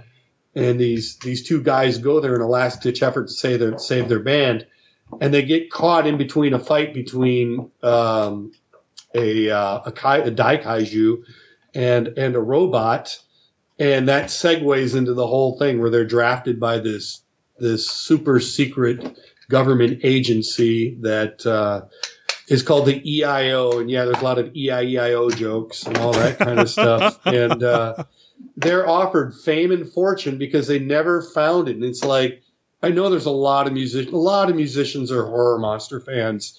Right. It just kind of comes part of it. We love music. We love art. We love monsters, horrors, kaiju, all that. So for a lot of us, it's kind of a hand-in-hand thing, and so if you were ever touring and you were sleeping in the back of a station wagon with, 4 other smelly guys eating ramen noodles and making $20 a night, and instead of, if you can't afford ramen noodles, you have to buy guitar strings just so you can play. I did that for a long time. So if some secret agency says, look, we'll give you fame and fortune, but what you have to do is you have to power this mech. So that's what they do. And of course they take it. They say, yeah, absolutely. But there's a lot of different things in the book, like the whole agency is based off of rock stars, and I'm not going to tell you who any of them are. If you read it, you can maybe figure out who they are, right? Because it never says, and maybe they aren't, And it's funny because they're not like a Nickelodeon band. I mean, there's a scene where they can't pilot the mech because the lead singer's too drunk, because they're rock stars. They don't drink Kool-Aid. They're rock stars. May I make a guess of what the rock band is? Yes. I may be his child, but he's never told me the real thing. Okay. I'm saying Kiss. It's growing up. Kiss was my favorite band. And there's a lot of Kiss references in the story, and just because I love Kiss, Sure. And it's funny because like Tommy has ADD really bad, and he's really based off of me, as you can tell. Sore throat spray. I like SpongeBob, and so he's one place at one time, and then he's somewhere else in the next section. He even talks about that, but there's one time where he starts having an ADD attack, and it's because the ship has a sonic boom. And it starts off with the sonic boom of the ship going all the way to the Sonic Boom album that Kiss released, and he ADDs himself back to normal. There's a lot of band references, and there's a lot of fun. There's a lot of kaiju references. The characters and the monsters are all my own. Right. Because I wanted it to be my story, and I don't want Toho to come after me because they will. Toho is very protective. They are. Bless their hearts. They are protective. And, and rightly so. I mean, yes. Not faulting them. Yeah. Absolutely. It went crazy for a while. I mean, it's like everybody had Zilla in their name no matter what they were doing.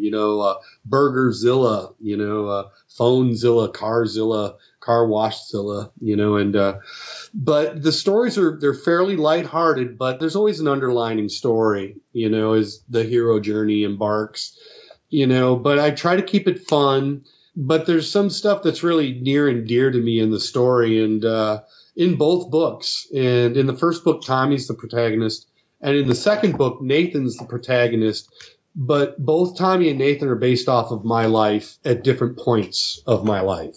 Gotcha. So it's kind of fun, and I'm going to credit that to Alan O.W. Barnes, who said to do the second book from Nathan's perspective. He's been more than an artist, too, in the series. He's really, it was his idea to do a cowboy robot, which I really love. I love that. I absolutely love it. Yeah, and the whole idea of saying, instead of it being a Japanese heritage, being a shogun or a samurai warrior, because the Americans forced this robot because the kaiju problem has advanced past Japanese border.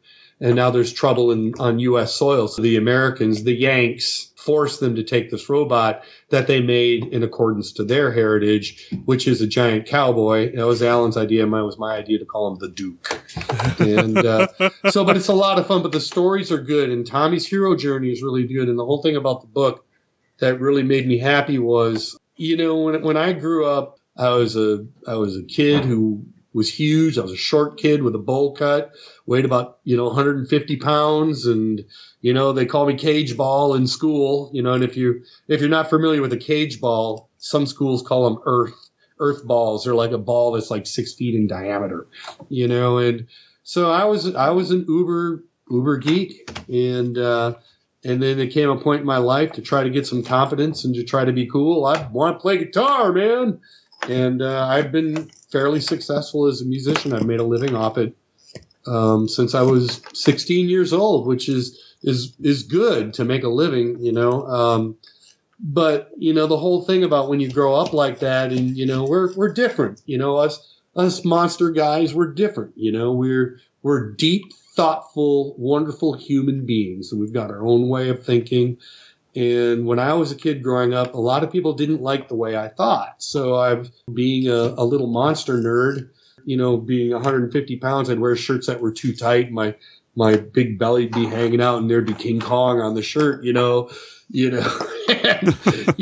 mean, it's, you're making yourself an easy target, so there was a lot, as I grew up, there was a lot of self-doubt. And, combating with myself about not necessarily being happy with who I am and all that. And in my life, I chose to try to drink it away. And I've been clean for 25 years now. And all of this kind of comes out in the book. That's the underlining story. And I always said, if one person read the story as Tommy figures out who he is and actually starts to like himself and not care what other people think about him, then I've done my job. And I've gotten a lot of people that come up and say, I love Tommy. I'm Tommy. They come up and say that, you know. Right on, right on. You just think, there's a lot of Tommies. There's a lot of people out there like that, you know. And it's like, you know, we're all great people, and we all, you know, are just fascinating people who love monsters and love music and all that, you know. And, you know, at least me, I'm not going to say other people, but I know that sometimes, you know, I just would really rake myself over the coals about who I was and what I liked. And you know what? It took me a long time to come with terms like, I love who I am and I love what I do. I love my family. I love rock music. I love all music. I love monsters. I love being able to come on Monster Kid Radio. I love that my boys are here. I love that it drives my wife crazy. You know, it's just, you know what I mean? I mean, oh my God, what a great life. And that's kind of what Tommy figures out. Oh my God, what a great life, you know? So that's the underlining story of the first book. And then the second one gets a little more into Nathan, which is, you know, a different character who has his own set of problems. Now, I'm not going to say much other because you have the premise of the story, but the third book is called Annihilator. And that'll be coming out in the summer of 2019, and it's going to be a free for all. It's going to be the Destroy All Monsters of the Big in Japan series, you know. And oh wow, yeah, it's all coming. It's all coming to hopefully a big glorious Steven Spielberg type ending. You know, it's fun. I've had to go back and reread the books, and it's like visiting an old friend. And Alan Barnes, once again, is doing a side story of a character. So it's kind of nice to be kind of reading these books again. It's like visiting old friends and catching all these things, you know, so you can kind of keep your plots on course and hit on some things that come up. But it's been really fun. It's enabled me to meet a lot of people. It's enabled me to go places I wouldn't have been able to go and meet actors that I wouldn't have been able to meet. And, you know, and I got to put out a big, giant shout out to Robert Scott Field, who let me use his likeness as the android Scott in the series. You know, I mean, and it's funny because Scott and I have become, he's one of my best friends on the planet. You know, he comes into town for G-Fest. He comes here for a week, you know, and he brings stuff from Japan, and we sit around the table with the boys and we goof around, and you know, we play guitar because he's a singer-songwriter. I've done 2 of his CDs. Wow, how cool is that? Yeah, dude, I'm big in Japan. I've got an airplay in Japan, but yeah, we've done 2 CDs, and you know, he's doing a lot over there. He has his own radio show, and he still does a lot of appearances. But you know, he's the body trainer too, and he does a lot of positive motivational seminars. And he goes to Korea, he goes to China, he comes here. He's been a big influence on my life. And, you know, so it's fun to read that because it's Tommy's based off of me. And it's like kind of Scott is Scott, and Tommy and Scott become fairly close. And it's kind of fun, their relationship, considering he's an android. And Scott did a real solid for me. And he introduced me to Akira Takarada, who also a few years ago agreed to let me use his likeness in the series. So when you read the story, and this is a great story, and I know I've got billions of them. I had to go through his offices, and I had to go through his English liaison. I wrote him a very formal letter, you know, saying I was referred to you. You know, I met you at G-Fest, blah, blah, blah. I told you about this. You know, it's like I'm taking another step further. Sent him, you know, a letter through his liaison saying, you know, is there any way I could do this? And he's like, yeah, send me pictures, send me parts of the story and all of this. So I'm like, wow, okay. He's going to say no. You know, I sent him these pictures that were drafted for the book. And even though I wrote the first book before I did this, and the character was Dr. Takarada, it wasn't Akira Takarada, because once again, I don't want to use their likenesses or their images without their consent. Right. You know, these are highly respected actors, especially Takarada. I mean, he's a freaking kaiju icon. So I sent him pictures of it, and I told how in the first book, the character Kiyoshi Takarada is a doctor who lost his great grandfather in the 50s to the first radioactive kaiju that ever attacked Japan. And this is in the second book. And it doesn't say who that kaiju from the 50s is. It just said that it took his grandfather, and why he works for the Fuji, which is a branch of the Earth Intelligence Agency or organization, is because they give him the means to fight back.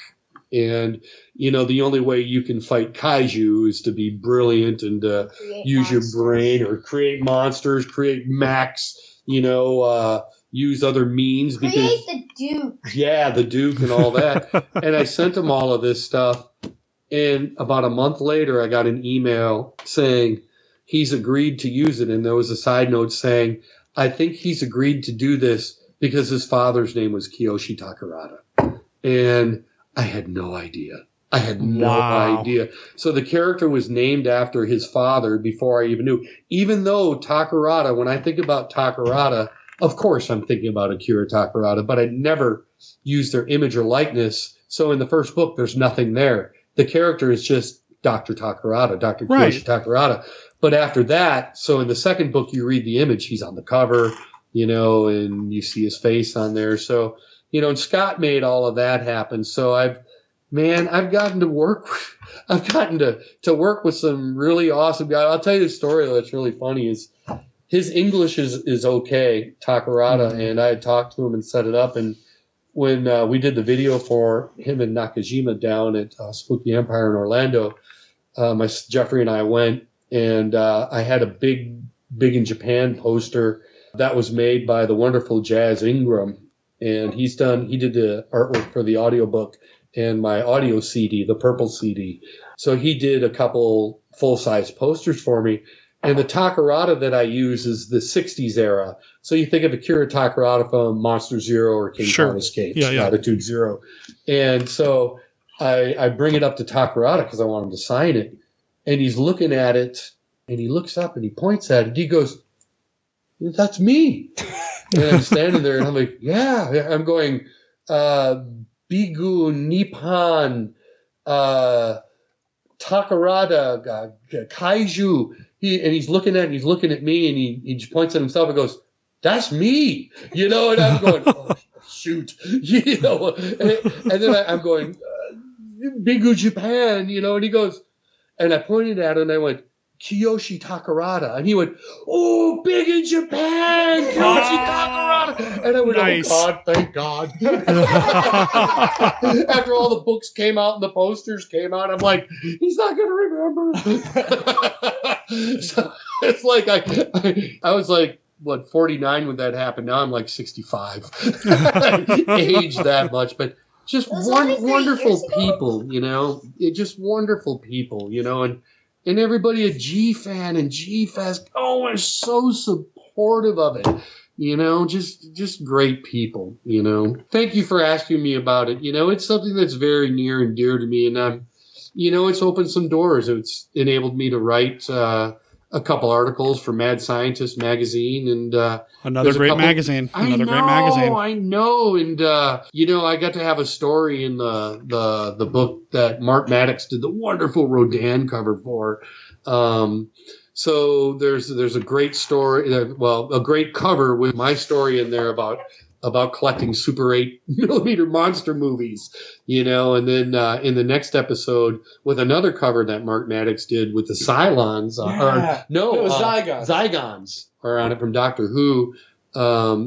They had me write a story about going to the movies when you're a kid. So it's a lot of stuff that I kind of talk about now, but man, it's just done so much. And I'm lucky that my wife is brilliant, who painstakingly helps me with the editing on a lot of this stuff. And, I'm just an idiot who's surrounded himself by some really talented and wonderful people, but, I love the stories, it's not War and Peace. You're not going to get War and Peace. So if that's what you're expecting, and it is available on Amazon.com, and there's 14 great reviews, and there's one from some guy who just hated it.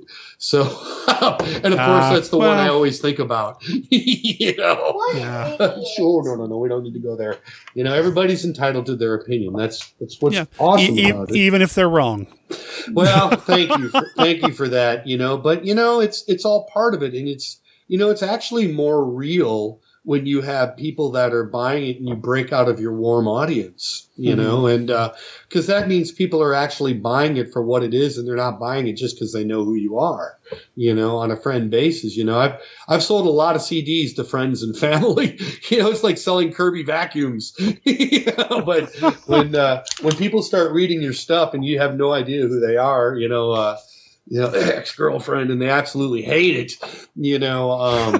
that you're reaching a real audience. So that's a good thing, and I love writing it just because it's done a lot, like I said, it's introduced me to a lot of people, a lot of wonderful artists, a lot of wonderful podcasters like yourself, been able to go on a lot of shows. Scott Field and I did numerous interviews, and Alan W. Barnes and myself were guests at San Diego Comic-Con with Jessica Tsang. It was awesome. We did a panel with Steve Rifle, and it was and some other really great folks who are really knowledgeable about kaiju. And so Big in Japan brought me to Los Angeles to one of the conventions I always wanted to go to, so man, there you go. I can't complain too much. It's really opened the door, because I tell you, dude, I love playing, but man, I just turned down a tour. I don't want to go touring anymore unless, I can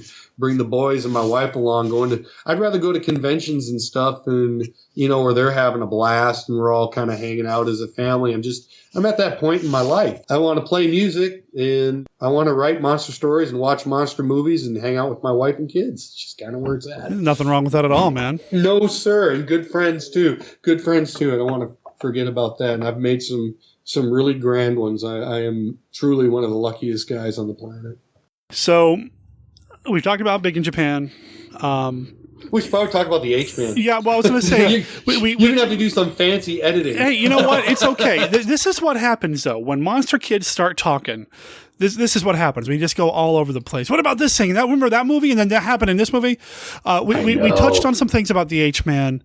My favorite scene. We talked about some of your kids' favorite... What's your favorite scene, Tim? There's so much great stuff about H-Man. I love the ghost ship scene. I absolutely love the ghost ship scene. And there's some things that you need to be aware of when you watch the H-Man that just makes it so much more enjoyable. First, it's Toho, but when it was distributed to the United States, Columbia picked it up. So if you see the American version, it's distributed by Columbia. And they also did Battle in Outer Space, which I think this same year, wasn't it? Right around there. Right around the same time. I'd have to double check. Fight for life as Outlaw Planet launches sneak attack. Flying saucers lay waste world's greatest cities. Space enemies already on moon. Battle in outer space in spectacular color and Toho scope. World scientists determine secret space weapon is diabolical freeze ray. It is clear from an examination of the circumstances that there was a common force at work in each instance. By rapidly lowering the temperature of a certain object, its gravity would also be decreased. See, space saboteurs seize control of men's minds by radio thought waves. See, beautiful Earth girls seized by monsters from the planet Natal. See, final universe-shaking deadly struggle for survival. See, battle in outer space. So it's Toho, and if you watch the beginning credits, which I'm sure you have, I mean, it's Toho All-Stars. First off, it's produced by Tomoyuki Tanaka, who produced almost, if maybe not all, of the kaiju films of the Showa era. And he definitely did all the Godzilla movies, starting with Gojira all the way up to Destroya. Mm-hmm. And, of course, it was directed by the great Ishirō Honda.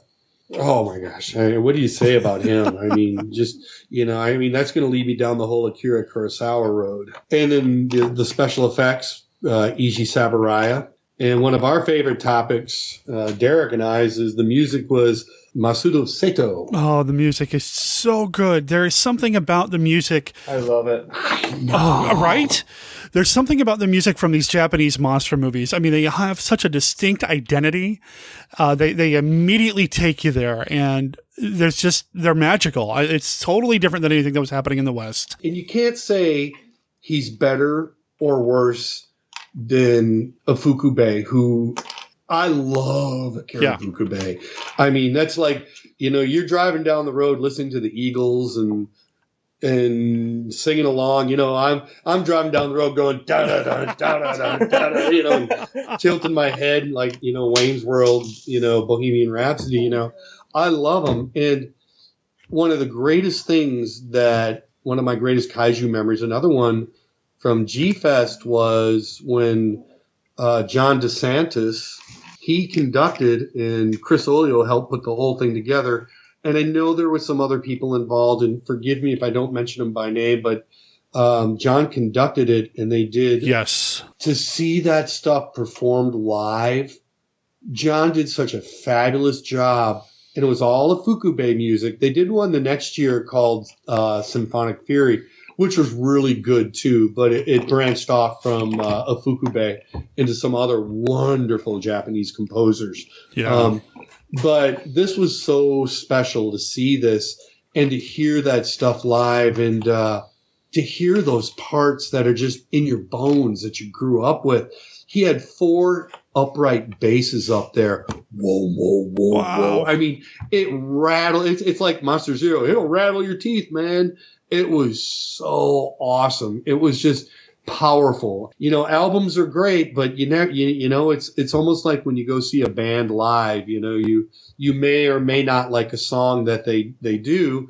Maybe you just sort of know it's there, and you go see them live and they play the song live and you go, whoa, I get it now. Mm-hmm. It was like that. It was like, remember that, Jeffrey? Dan was a little too young, but I was able to experience that with Jeffrey. And I'm upset. I fell asleep in the middle of it. Yeah. You did, but man, it was strong for me. So there's, and I'm saying all that to say that I don't like, Fukube is my favorite, but there's no way that I would say anything bad about Sato. He's just different. It's a different kind of music. And I wondered, like Fukube, they branched off in different ways, but I always feel a lot of Fukube's wonderful music was based off of military marches, that kind of feel, and obviously he had other stuff too. Sato to me sort of has almost more of an uplifting, celebrational feel to it. I don't know if that makes sense. A lot of his music, you listen to it, and it starts kind of slow, and then it's you da da da da, and it kind of branches out, and the music almost explodes. That's kind of, we all hear music differently and get different things about it, but man, just such great stuff. And I got to tell you, folks, did a little investigating. I found out. I was telling Derek earlier, I think that some of his work with the Flexitone may have influenced a Fukube a little bit, just because of when the movies came out. And of course, I'm talking about the H-Man, which was 58, when he used, here, I love this. And if you're not familiar with the Flexitone, I'm going to familiarize with it right now. Here we go. Can you hear that, Derek?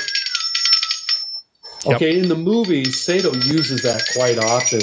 You can't really hear the clinking of it.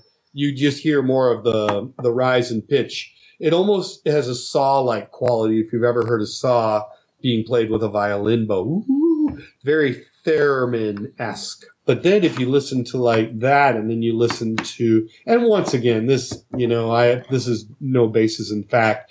This is just, what I gather, because I'm like you, I love to listen to soundtracks, and then you hear something like from the same studio and the same actors and a lot of the same, you hear things that are familiar, you go, that's kind of cool. And you think of like War of the Gargantuas, where you hear this at the very beginning, and so the first thing I think about is Saburaya's Ghost Ship and Sato's theme. Now it's a Fukube's theme and Saburaya's ship, it's just so cool. And that may have been a saw that a Fukube used, but that's a flexitone that Sato uses. And that movie is just so wonderful, and his nightclub music is just great. Another reason why I love that sequence so much is that music and the it's so frenetic and everything's kind of happening. I just love it. I adore it. Once again, the ghost ship music is great. And once again, this song kind of has its very own words get stuck in my throat with the magic begins. You know, when Yumi comes out and sings that, you know, and it has a That's whole also gargantuous. Gargantuous. Remember the words get stuck in No, my I'm saying throat? because they were both. Yeah, and that's from the Gargantuas again, which is kind of cool. So, and it's funny is that I don't know if you've seen the Japanese version of it. There's the Columbia distributed, which also I've got to say has the wonderful Paul Frees on it, and who did several movies for Toho. I think he does about 4 voices in this, and I wouldn't be surprised. It's funny because in the Japanese version, the song's in English in that one as well. So, yeah, I noticed that. Those are a few things that I just really thought were great. And, staying on the music, for a second, Sato, as far as I can figure, has worked with some of the greatest Toho. He worked with Kira Kurosawa. He did the music for Redbeard. And, I don't know how much stuff he did with Honda. I know he did Half Human. He did a lot of stuff with Jun Fukuda, who did Godzilla vs. Mechagodzilla, Son of Godzilla, and Sea Monster, Godzilla vs. Ebirah. And you listen to that music and it's different, especially Son of Godzilla. There's some wacky minion music in that one, that's for sure. And of course, he Which one of you is doing that? Come on. That's Jeffrey. That's Jeffrey. You're going to get that stuck in my head, man. I think Daniel's falling asleep. Daniel's Coke wore off, his Coca-Cola, and he's crashed in the corner. So, but Jeffrey's still hanging. He's hanging tough with me. The stars. This is one thing we got to hit on. Yeah. The stars. Yes. It is a Toho all-star a-go-go cast. And Toho a-go-go. Has anybody used that for anything? Come on. They probably will now. I have that Facebook page called Kaiju a-go-go. So there you go. Everything becomes a go-go to me. What you making for dinner? A go-go, hon. And but first the top billing is Yumi Shirakawa, who is awesome. And I was always a little more partial to Yumi, a little more than Kumi. Not that there's anything wrong with Ms. Namikawa. So if you want to put a face to it, she was also in Rodan. She was kind of paired up with Kenji Sahara, who we'll talk about next. And she was in the Mysterians and, of course, the H-Man. She's wonderful. And I think she was in The Last War, too. And have you ever seen that? I have not. I was even going to say I've not seen the Mysterians yet. So, okay, do you want to say goodbye? Bye, Derek. Hey, bye, man. It's good talking to you. It's nice meeting you. Yep, you too. See ya. All right. Have a good one. So, Yumi Shirakawa, she was in Rodan, the Mysterians, the H-Man, and I'm pretty sure she's in The Last War, too. And okay. So have you seen The Last War? I want to say I think I have. But, man, they blend together after a while, so I'm not... I haven't seen it. Did you hear he hasn't seen Mysterians? Oh, have you seen Mysterians? I have not seen Mysterians yet. I'm actually going to be covering that later this... Oh. Probably beginning of June, actually, with somebody. So yeah, that's a lot of fun. That's a lot of fun. Mogera is awesome in that. I can't wait. We have an authentic movie poster. Yeah, we do. We have... We found an authentic Mysterians movie poster, which was really great. We have a lot of authentic movie posters at our house. Sean Lincolnback helped us get... Well, he helped me... Nice. I talked. He's the greatest. He helps me get some cool stuff, But when I found the poster, I'm calling. Well, it's not glossy. He's going. It should be mad if it's authentic. I'm like, well, it is mad. That's authentic. Quit bothering me. He's wonderful. So, and then of course Kenji Sahara, and I believe Kenji Sahara has been in more kaiju films than any other Toho actor, and I think Takarada. No, I think it's more than Takarada, and I think it's more than Akihiko Harada, who we'll talk about next. But just so you know who he was Serizawa in the original Gojira. But Kenji Sahara was Dr. Masada in this. And he's the guy who's trying to convince Akihiko Hirata, once again Serizawa, that he thinks, look, it's not gangsters, dude. This is something a lot bigger, and I'm going to kill about 6 frogs to prove it to you. It's like, what? Yeah, I was like, what? Wait a minute. I actually backed it up, and I was like, they did not just. They did do that. Well, did you ever hear the story about King Kong versus Godzilla? How one of Saburai's crew members ran out and got the octopus, used it for the fight scene, and then they cooked it up afterwards. It's like, come on, man. At lunch. They probably had frog legs. Yeah, those were some big frogs, man. Those have been some wonderful frog legs. So Kenji Sahara, who was also... Anyway. I think he's been in more... He was actually in the Showa, Heisei, and Millennium series. He was in movies in all of those series, and he was in Rodan too, of course. And he was also in some Ultraman episodes.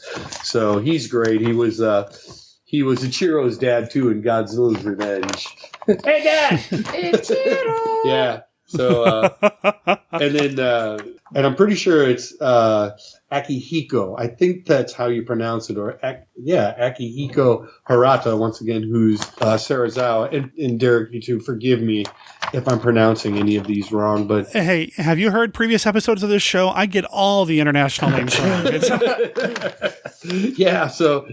You know, you hang around Robert Scott Field a little bit, you get corrected enough. It's not Ghidorah, it's Ghidorah, okay? So you're like, okay, it's Ghidorah from now on. But, I mean, he speaks fluent Japanese, man, so I'm going with that. Yeah, you don't argue with him, 11. Oh, no thanks. Those look great. You know what's great about him is, like, Derek, so he's Serizawa, right, in Gojira? Right. And, you know, and he's wearing the eye patch, right? Mm-hmm. And he's also the evil ship captain in Godzilla versus the Sea Monster, right? Right. But he's got the patch on the other side. Right. it's on his. I think it's on his right eye in Gojira. Yeah, and it's on. Yeah, it is right there. Yeah, I got pictures of it. It's like it's on his left eye here. You know, I used to be totally blind. And he was also in Mechagodzilla and Son of Godzilla, Ghidorah, Gorath, the Mysterians, just tons of stuff. So lots of stuff. He's a pretty easy one to put a face to. And then I got to tell you who I like. We can call this the Toho That Guy segment. Yoshifumi Tajima. Okay. And he played Detective Sakata in the movie. I think most people, he always played like a military kind of guy. He was in Rodan. But I think most people would recognize him as Kumiyama, the entrepreneur in Godzilla vs. Mothra or Godzilla vs. the Thing.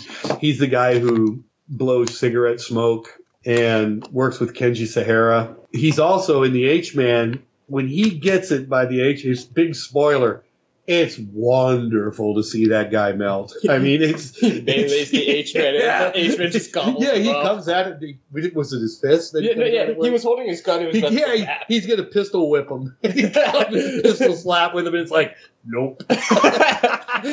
And so he's great too. And he was in a couple Ultra Qs too. Okay, now we're gonna get into some really cool stuff. Some real cool Toho That Guy stuff. Okay, so you may be familiar with this. Now, my favorite scene, again, in the movie is the ghost ship scene. Mine too. And what I really love about that scene, first, there's a couple aspects, but I love Senkichi Omura. And if you're not familiar with him, he was a character actor from Toho. If I mention the name, you don't know who I'm talking about, but if I tell you the characters, you're going to know. So do you want to tell him that one? He's the guy. And King Kong versus Godzilla. He's the guy that hands all the natives the cigarettes. Yeah, he's Gilligan. He goes, Chief said you stayed, but not responsible if you die by monsters, you know, all that. So he's the guy who he's the Gilligan-looking guy, and he's also in Ghidorah the Three-Headed Monster. He's the guy who goes down into the pit before Rodan comes out to fetch the guy's hat. Okay. I'll do it for 50 yen. Yeah, I'll do it for 50 yen. Yeah. And he is the first victim on the ship of the H-Man. He's the guy. He's trying to put the pants on. I just want to put the pants on, and then he gets mauled. And what's funny is one of the sailors that's with him is actually one of the rare times you see Haruo Nakajima out of a kaiju suit. So he is one of the sailors in that scene. So it's kind of fun. Also gets gobbled. Yeah. He gets killed too. He's the second guy that gets killed. Nakajima gets killed, but he's the guy who has like the headband kind of thing on, and he's a bigger guy comparative to the other sailors that he's with. So he's the second victim that gets taken by the H-Man on the ship, and it's fun. It's fun seeing him get it. And the other guy, do you remember the captain? He had on like the Japanese World War II hat. Oh, yeah. And he's the one who reads through the captain's log and all of this. Right. That's Katsumi Tezuka, who also donned the kaiju suits a lot.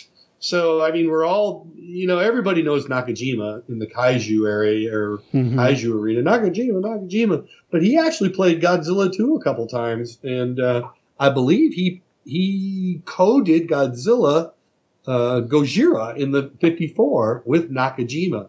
So it was fun to see him. I'm going to just play it safe and say I'm 99.9% sure of that. So I'm going to cover my butt. The last guy is indeed a that guy. He is such a that guy that I have nothing but his face and the word that guy. And I wish I could hold it up now. But if you're listening to the podcast right now as it airs, you can go on Derek's wonderful Facebook page, the Monster Kid Radio page, and you can see a list of all of these that guys. Because the other guy, he's in King Kong versus Godzilla. He's in Frankenstein Conquers the World. He's in the H-Man. He's one of their character actors that really had very small speaking parts, but you see him in so many of these movies. And he always has just real, almost like a baby face, don't you think? He has a very young look to him. But in the 20 years, I think I've seen him in kaiju films or Toho movies, he always had that young look. So, right. But you're going to have to look at the Facebook page for that guy to see that guy. And then this guy had a hard one in the movie. Yoshio Tsushiya. It's a hard one to pronounce. He was Detective Taguchi. And this guy, you may recognize him. He was in Monster Zero. And once again, I'm going to go with 99.9% sure. I'm pretty sure he was the controller, the head controller. But he was definitely one of the Exians. And in later years, he showed up in the Heisei series in Godzilla vs. King Ghidorah. Speaking of that, he was Shindo. Remember Shindo? Who gets blasted by Godzilla's ray from his office. He's looking out the skyscraper window. And Godzilla comes out from outside and Godzilla lets him have it with his atomic ray. Did a lot of stuff for Akira Kurosawa, who, if you're a fan of Japanese cinema and a fan of Toho and a fan of Ishirō Honda, if you haven't done so, you might want to check out some Kurosawa films. They're really good. They're a lot of samurai-based stuff. And if I had to say pick one, of course, I'll go with the ever-popular Seven Samurai, which is so awesome. And that's another movie that's a lot like this, where you see all of these great Toho character actors. And Ishirō Honda loved Kurosawa's almost documentary style of film, that you can kind of see in the original Gojira. And I believe it's kind of the same thing they went for with Shin Godzilla, to sort of capture that essence of the original, to deal with more of what's going on and what's happening in the chaos of what's happening and how to deal with it, as opposed to, big giant love triangles and all that, even though there was some of that in the first one with Akira Takarada and Emiko, her character. So, but man, I got to tell you, if you haven't seen the H-Man and you're a fan of kaiju and a fan of Toho, I think you'll enjoy it. I really do. It's a lot of fun. The music is great, like what we were talking about before. It has just this great feel to it. There's a couple of humorous spots, and even though the effects, there's not too many miniatures, man, it's just wonderful. And it's just, you can just tell. The kaiju genre, I love all genres. I mean, I love horror. Right. I love sci-fi. I love newer horror too. And I love mystery. And, you know, we're big Bond fans. We love James Bond, you know, and all that. You know, so I love all styles, but I will say that kaiju is my favorite genre. But, you know, you look at those ships and it's like, did he take one of those ghost ships and put it in storage and then use it for War of the Gargantuas? You know, because I know they'd reuse a lot of stuff. And I know Saburaya rebuilt a lot of stuff, too, because he was just such a perfectionist, you know. Right. You were talking about G-Fan, and this great article came out for King Ghidorah's 50th. I think it was last year. J.D. Lease did this wonderful story. They show this in the movie. It's Nagoya. I'm almost sure it's Nagoya that gets trashed, not Tokyo. You know, where the rides are and the amusement park, and you see all that stuff getting wrecked. If you remember those scenes, there's this picture in there where they show all of the crew working on that set. Nice. It's amazing. It's gigantic. And you look at it, and if you took, you know, the stage lighting and the men out of the picture, it would look like a real city. I mean, it's meticulous. It's just wonderful. And seeing that stuff and other elements is really fun, other than, you know, a kaiju movie. But I will say that was my love for kaiju and my love for Toho movies that brought me to the H-Man, of course. Well, it's a solid film. I'm really excited that we got to talk about it. I've got to start wrapping up here, guys. But sure, bud. I get it. Is there the editing booth for about 3 days, man, trying to cut this down? I love this stuff. I love audio production, so I'm okay with that. But I want to thank you guys for doing this. Are there any final thoughts about H-Man before we sign off? Just that it's, you know, the colors are very vibrant. It's a really nice, colorful movie for 1958. They just jump out at you, and I'd recommend it. I highly recommend it. Now, if you had to pick Gojira or the H-Man, thankfully you don't. I'd say, of course, pick Gojira. You know, but, you know, if you're sort of a, you know, like us, we love to kind of dabble in all of this craziness, and, you know, I just highly recommend it. And that's not for everybody, because you're not going to get bombastic special effects. You know, I can't say you're not going to get Cities Aflame, because you'll get that. Right. You know, but just the story is good. And I love the idea that they're trying to stop the next evolution of man, which is the H-Man. You know, if they did a remake or the sequel, they probably have to call it H-Men. I just really think that's really cool, you know, and it's more to me than just the whole 50s era of radioactive monsters. It's different to me. Sure. What about you, Jeffrey? He's shaking his head. You got nothing. You got to talk. I loved it. It was fun. I like mystery type stuff too. That made it more fun. I don't know. He stayed away. You noticed those things too. I mean, like I said, he's the one who noticed. I didn't even notice the suit fake or death when he faked his death. And I just thought that was real clever. I thought that was really cool. I didn't notice. He noticed that, you know. And real quickly, final things that we love about it was on the ship at the end. It's just when the ooze just falls down on the guy or whatever. Oh, that's great. Yeah, I took a picture of it. God, the ship scene. I mean, if you have to watch one scene, watch the ship scene. But don't. So watch the whole thing. But yeah, if you have to, yeah. Yeah, it's like if you got a Super 8 digest of it, and it was only 8 minutes long, you would pray it was just the ship scene. There you go. And then them killing the H-Men in the sewers. There you go. Yeah. You know, so, but just to see Nakajima as himself, as a man, as an actor, and to see the other actors and all that, yeah, I mean, that's great. But then, you know, to see the other scene, hey, just watch the whole thing. You'll like it. I can't think of a better way to put it. It's a solid film. It's a solid film. This was a blast for me. I know you guys are like, oh, you're going to have trouble editing it. But no, I've had a lot of fun chatting with you guys. Me too. And, this was great. You know, definitely, I appreciate you taking the time to do it and spending so much time with me on a Sunday. I've wanted to come on forever, man. I've wanted to be on Monster Kid Radio forever. And, you know, I was lucky that I was so happy and so grateful that you played the Monster Kid Chronicle. Oh, definitely. I enjoyed that, and I've had people ask me, is there going to be any more? And I tell them, there is. Okay, as a matter of fact, there will be more Monster Kid Chronicles. but there may be some Monster Kid Chronicles published. But anytime it comes in radio format, I'm always going to ask Derek first if he would like to play it, because I feel like it's a good home for it. And of course, it doesn't take itself too seriously. And it's just, the whole premise of the story is just a bunch of monster kids growing up and getting into trouble and all that. I mean, the not so epic adventures, the Monster Kid Chronicles, And it was funny because that story and 2 other chapters came from the new novel I was writing. And the plot was so forced, yet the chapters were so fun with the little misadventures that it's like, you know what? I don't want these kids to have to deal with a monster killing people. I'm going to make it more nonfiction with some elements of fiction added, because that really happened, dude, when I was a kid. My dad came in and kicked my brothers and me, kicked both our butts, because we tried to watch Gargoyles at 10:30 at night.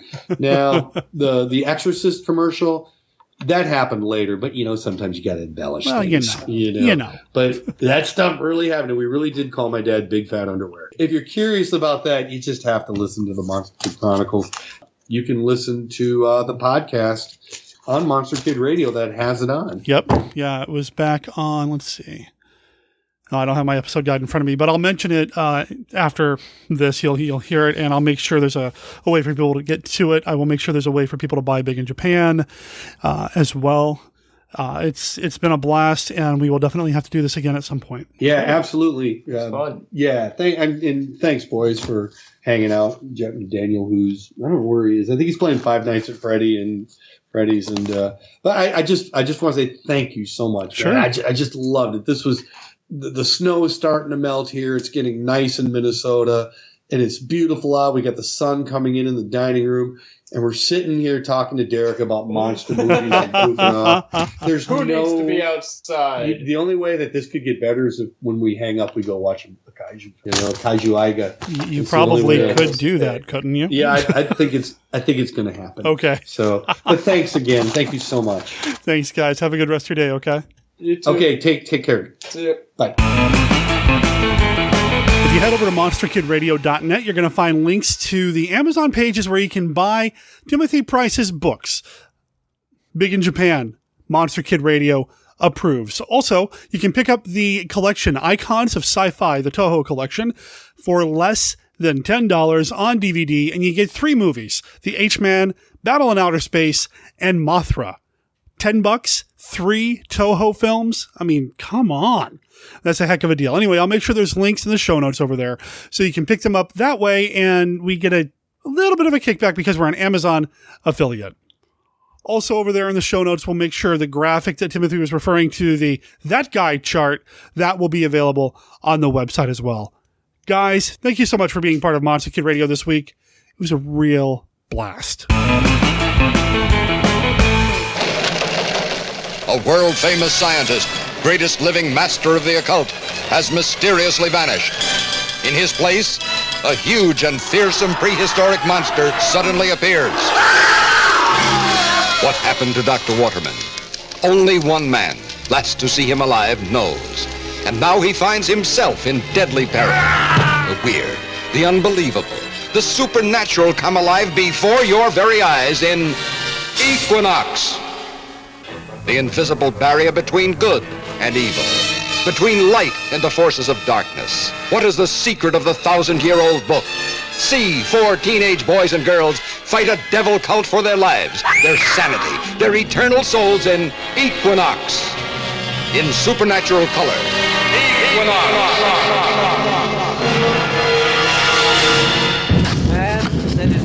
The man they are burying in a subterranean world of horror is a victim of the oblong box. Now, for the first time, Vincent Price and Christopher Lee star in Edgar Allan Poe's tale of the living dead, The Oblong Box. The Oblong Box in color from American International is rated M.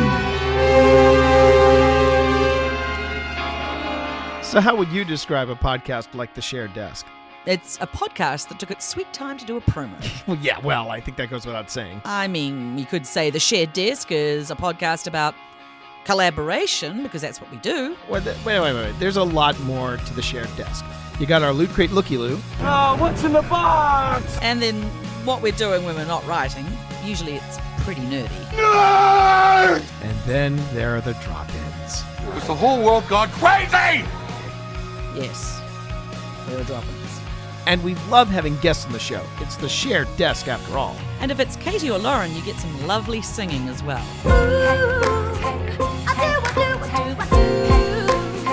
So find the Shared Desk on iTunes, Stitcher, or at theshareddesk.com. The Shared Desk. 2 writers. 1 podcast. Different points of view.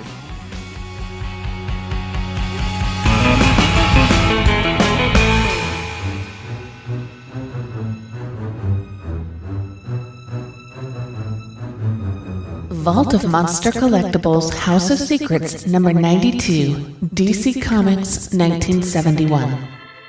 The early to mid-70s were a great time to be a monster comic book fan. The stands and spinner racks were overflowing with monster comic goodness from Marvel, DC, Warren, Charlton, Gold Key, Erie Pubs, and other publishers of the day. Fans were treated to works by Neil Adams, Jeff Jones, Mike Kaluta, Barry Smith, Mike Plug, Frank Brunner, and many other fine artists, and my man, Bernie Wrightson. I was reading comics since 1962 at the age of 3, and I started collecting comics in 1975. When I discovered Wrightson's work in the Monster Mag, Web of Horror, and DC Comics, he quickly became my favorite artist. I believe he hit his peak in the early to mid-70s, and his spectacular work on the cover and Swamp Thing's story of House of Secrets number 92 is simply gorgeous in a very polished, macabre way. House of Secrets number 92 is considered a grail piece these days among collectors, and they're all scrambling for a copy to add to their collections. The demand is through the roof for this issue. Here are some of the reasons for such high demand. First appearance of Swamp Thing. Swampy has been popular for decades, and he might be more popular now than ever, with the possibility of Justice League dark films looming on the horizon. This comic, more than any other, seems to be symbolic of a collector's love for the work of Bernie Wrightson. His friends Luis Wheezy Jones, later Simonson, and Mike Kaluta modeled for the characters on the iconic cover, Kaluta for the Swamp Thing. Luis Jones Simonson had been a mainstay in the comic book industry for several years as writer-editor for Warren and Marvel, and was married to 2 highly respected comic book artists, Jeff Jones and Walter Simonson. Michael Kaluta has been a fan favorite since the 70s. Both are comic book royalty, and that is capitalized. Since Bernie passed away last year, the demand for this issue intensified. The comic book marketplace has seen a resurgence in general in the last few years with the popularity of several movies and TV shows, and the YouTube comic book community posting hundreds of videos on YouTube. All of these factors together have sent prices for HOS 92 into the stratosphere with no end in sight. 6 or 7 years ago, a collector could purchase a fine copy of HOS 92 for $150 to $200. Now fine copies sell for more like $900 to $1,000. Here's a breakdown for what HOS 92 currently sells for by condition. Good, 2.0, $300 to $400. Very good, 4.0, $500 to $600. Fine, 6.0, $900 to $1,000. Very fine, 8.0, $1,500 to $1,800. Near mint, 9.4, $2,500 to $3,000. While many books fluctuate up and down, the ones with the age and solid pedigree of House of Secrets 92 don't normally drop in price. They just continue to rise at varying rates. Investors know this, which is one of the main things that drives the price ever upward. My own copy of House of Secrets 92 was purchased at a small comic book store in Brunswick, Georgia in the late 70s during a family vacation. It's in fine condition and I paid $6 for it during the summer stop on the way back from Florida. I was ecstatic to finally get a decent copy of a book that was a mega key even back then. I was buying anything Wrightson I could get my hands on, and that purchase made the vacation something special for me. Picks this week include one of the artifact itself, as well as another of a magnified portion of the beautiful gray tone cover, which makes a very cool computer background. I currently have it on my computer and enjoy looking at it every day. Next time we will take a look at a rare monster toy from 1963, the Haunted Hulk. Till then, keep on monstering.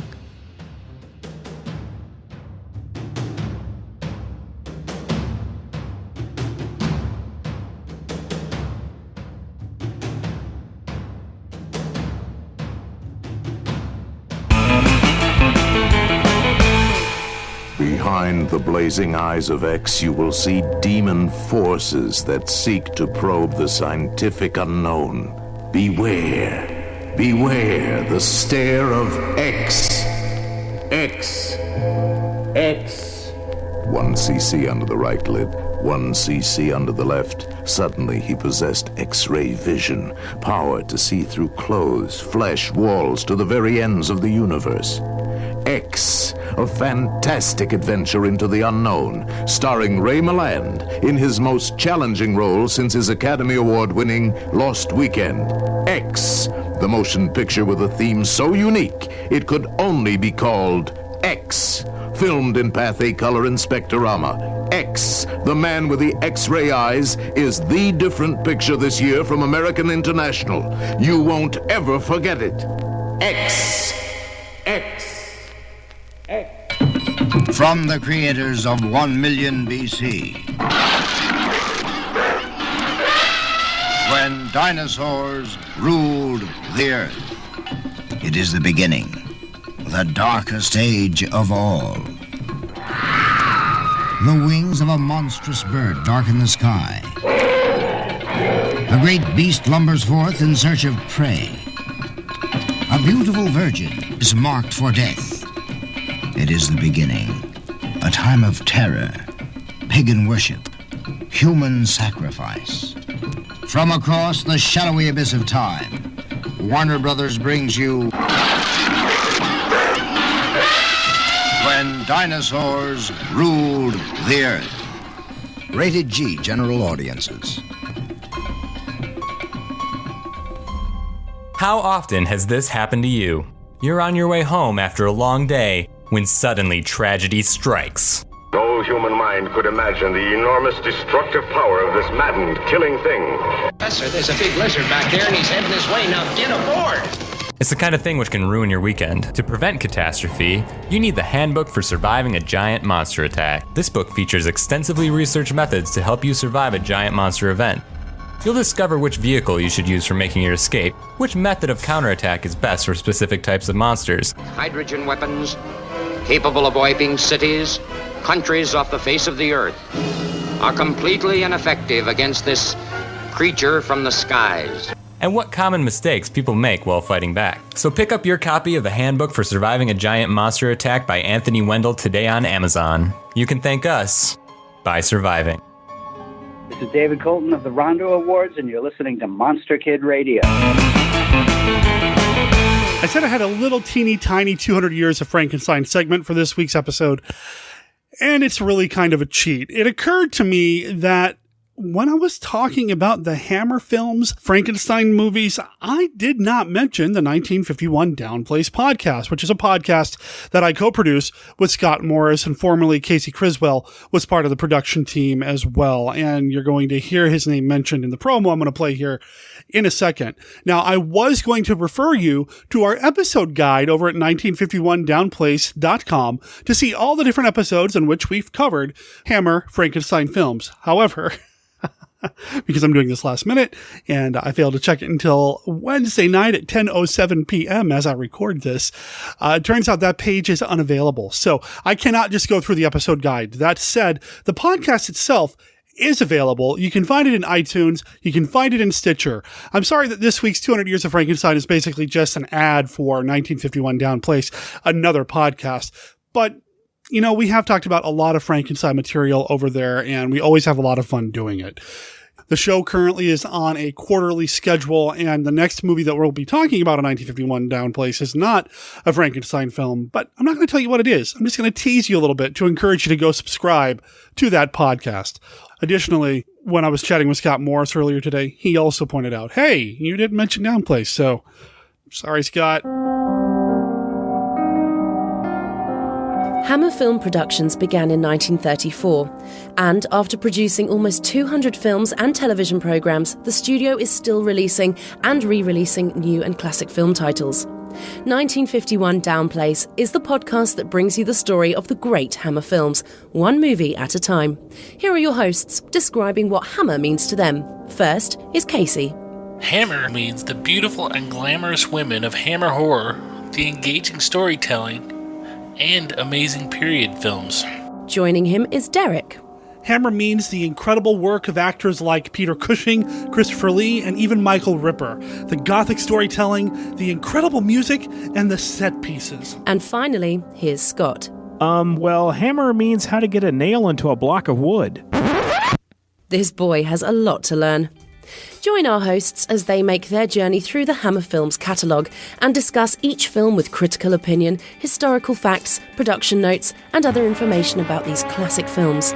1951 Down Place can be found in iTunes or their website, www.1951downplace.com. Should I have said Hammer Pants? 1951 Down Place, the home of Hammer Films discussion. So that brings us to the end of this episode of Monster Kid Radio. I want to thank you for tagging along and being part of the show this week. Big thanks to Michael Dodd for sending in the segment on collectibles, and thanks to my wife Brenda for reading that segment. Now, I do have a little tiny bit of feedback, but we did kind of make it clear, I hope, that you understand that when Brenda's not feeling so great, we may not have her on the show to read the emails. I'm going to sit on the current feedback until next time, and maybe Brenda will be feeling up to joining the show for a feedback discussion kind of thing next time around. Sorry I can't deliver my wife to you this time, but I hope you understand. I want to thank Timothy, of course, and his family for being part of the show. Those guys were awesome. I had so much fun chatting with them. And I know at one point Timothy's like, yeah, we got to go back and re-edit this and all that. You know what? It was not an editing nightmare. It was not a problem. I just had a blast chatting with you guys and reliving that chat when I edited the show this week. So big thanks again to Timothy and crew. Thank you to you guys and gals for listening to the show and for sending in your honest reviews in the iTunes store. I don't go and check the iTunes store every week. However, I do get a monthly report showing what reviews have come in, and I've gotten 3 new reviews in the iTunes store in the month of March. And that's awesome. Thank you so much for your honest feedback in the form of an iTunes review. If you are an iTunes user, please consider hopping over there and giving us a review in the iTunes store. As of right now, we have 99 reviews. Will you be the person to push us over 100? Will you be that 100th review, honest review in the iTunes store? Well, or the 101st, 102nd. You know what? I just want to get 100 reviews. That's really the goal here, at least for now. And then after we hit the 100, then we'll talk about 101, 102, and so on. Anyway, thank you for your reviews in the iTunes store. I really appreciate it. And since we're talking about online interactions, call to actions, that sort of thing, I'm going to talk about the website again, monsterkidradio.net, right across the top of the page.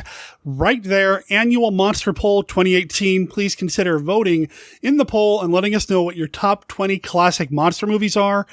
We are trying to get as many polls in as possible, and then Steve Turek is going to go through and tally the data, and at Monster Bash, we're going to announce what you guys and gals have decided are the top 20 best monster movies. And as a bonus, your top 5 favorite Vincent Price films as well. I'm really eager to see how this turns out, and I would love your participation. Everything else you need to know about the podcast is also over there at monsterkidradio.net, including our contact information. If you want to call and leave us a voicemail, you can do so by calling 503-479-5657. That's 503-479-5MKR. Or you can call and leave us an email at You can write us an email at monsterkidradio@gmail.com. My apologies, my brain's a little addled from the surprise heat we got here in the Portland, Oregon area. It's 85 degrees today. 85 degrees. I like the heat, but man, I wasn't ready for it. And yeah, I want to wrap this up so I can turn the fan back on and cool down. So thank you for listening. Thanks for being part of the show. Let me tell you what's coming up next week. Lucha de Mayo begins. We're going to be talking about luchador monster movies for 5 weeks straight. I posted, a poster on Facebook promoting the event, and I mentioned which guests are going to be part of the show. We're talking about Frank Schildiner, Mark Peterson, Jason Giaconetti, and Jonathan Inbody. And that's, wow. And we've got people that have never been on the show, an old favorite in the form of Frank. It's going to be a real treat. I'm excited about this, and I've been asked what movies we're going to be talking about. I'm going to give you the American titles because I can't speak Spanish, and it's too hot to even try this time around. So, all right, next week, we're going to be talking about the movie Champions of Justice with Frank Schildiner. Also in the month, we're going to be talking about Santo and the Treasure of Dracula, Santo and Blue Demon Against the Monsters, which, if you recall, and have been a long-time listener, you know that I actually saw this on the big screen. We did a Monster Kid Radio Crash a few years ago and talked briefly about it. Well, this time we're going to give it the solid full episode treatment. We're going to be talking about those two movies with Mark Peterson, who is the man behind Dr. Tongue's I Had That Shop. I have a scheduled recording coming up with Jonathan Inbody talking about the movie Santo versus the Blob. And just to change it up a little bit, just to kind of get a different perspective, we're going to be talking about an Americanized version of a Santo film. Jason Giaconetti's going to join me, and we're going to be talking about Samson versus the Vampire Women. That's coming up all next month in the month of May. We got vampires. We got the Frankenstein monster or the Frankenstein. You'll have to come back for that. We've got a werewolf. We've got time travel. We've got superheroes. It's just going to be a lot of fun. I can't wait for next month, and I hope you'll join me here at Monster Kid Radio. That's all kicking off next week. Until then, remember that Monster Kid Radio is a registered service mark of Monster Kid Radio LLC. All original content of Monster Kid Radio by Monster Kid Radio LLC is licensed under a Creative Commons Attribution, Non-Commercial, No Derivatives 3.0 unported license. Of course, that doesn't apply to the original song, Kougai-kaiju Hedoron Lives. That belongs to the surf band Robotron. It's coming from their upcoming album, Gorgonzolah's Revenge. It's not available online yet, but you can check out their other music over at their Bandcamp page. Just go to Reverb Brazil, that's with an S, .bandcamp.com and look up Robotron. They've got some great albums there to kind of whet your appetite until Gorgonzolah's Revenge comes out. My name is Derek M. Cook. I'll talk to everybody next week. Ciao.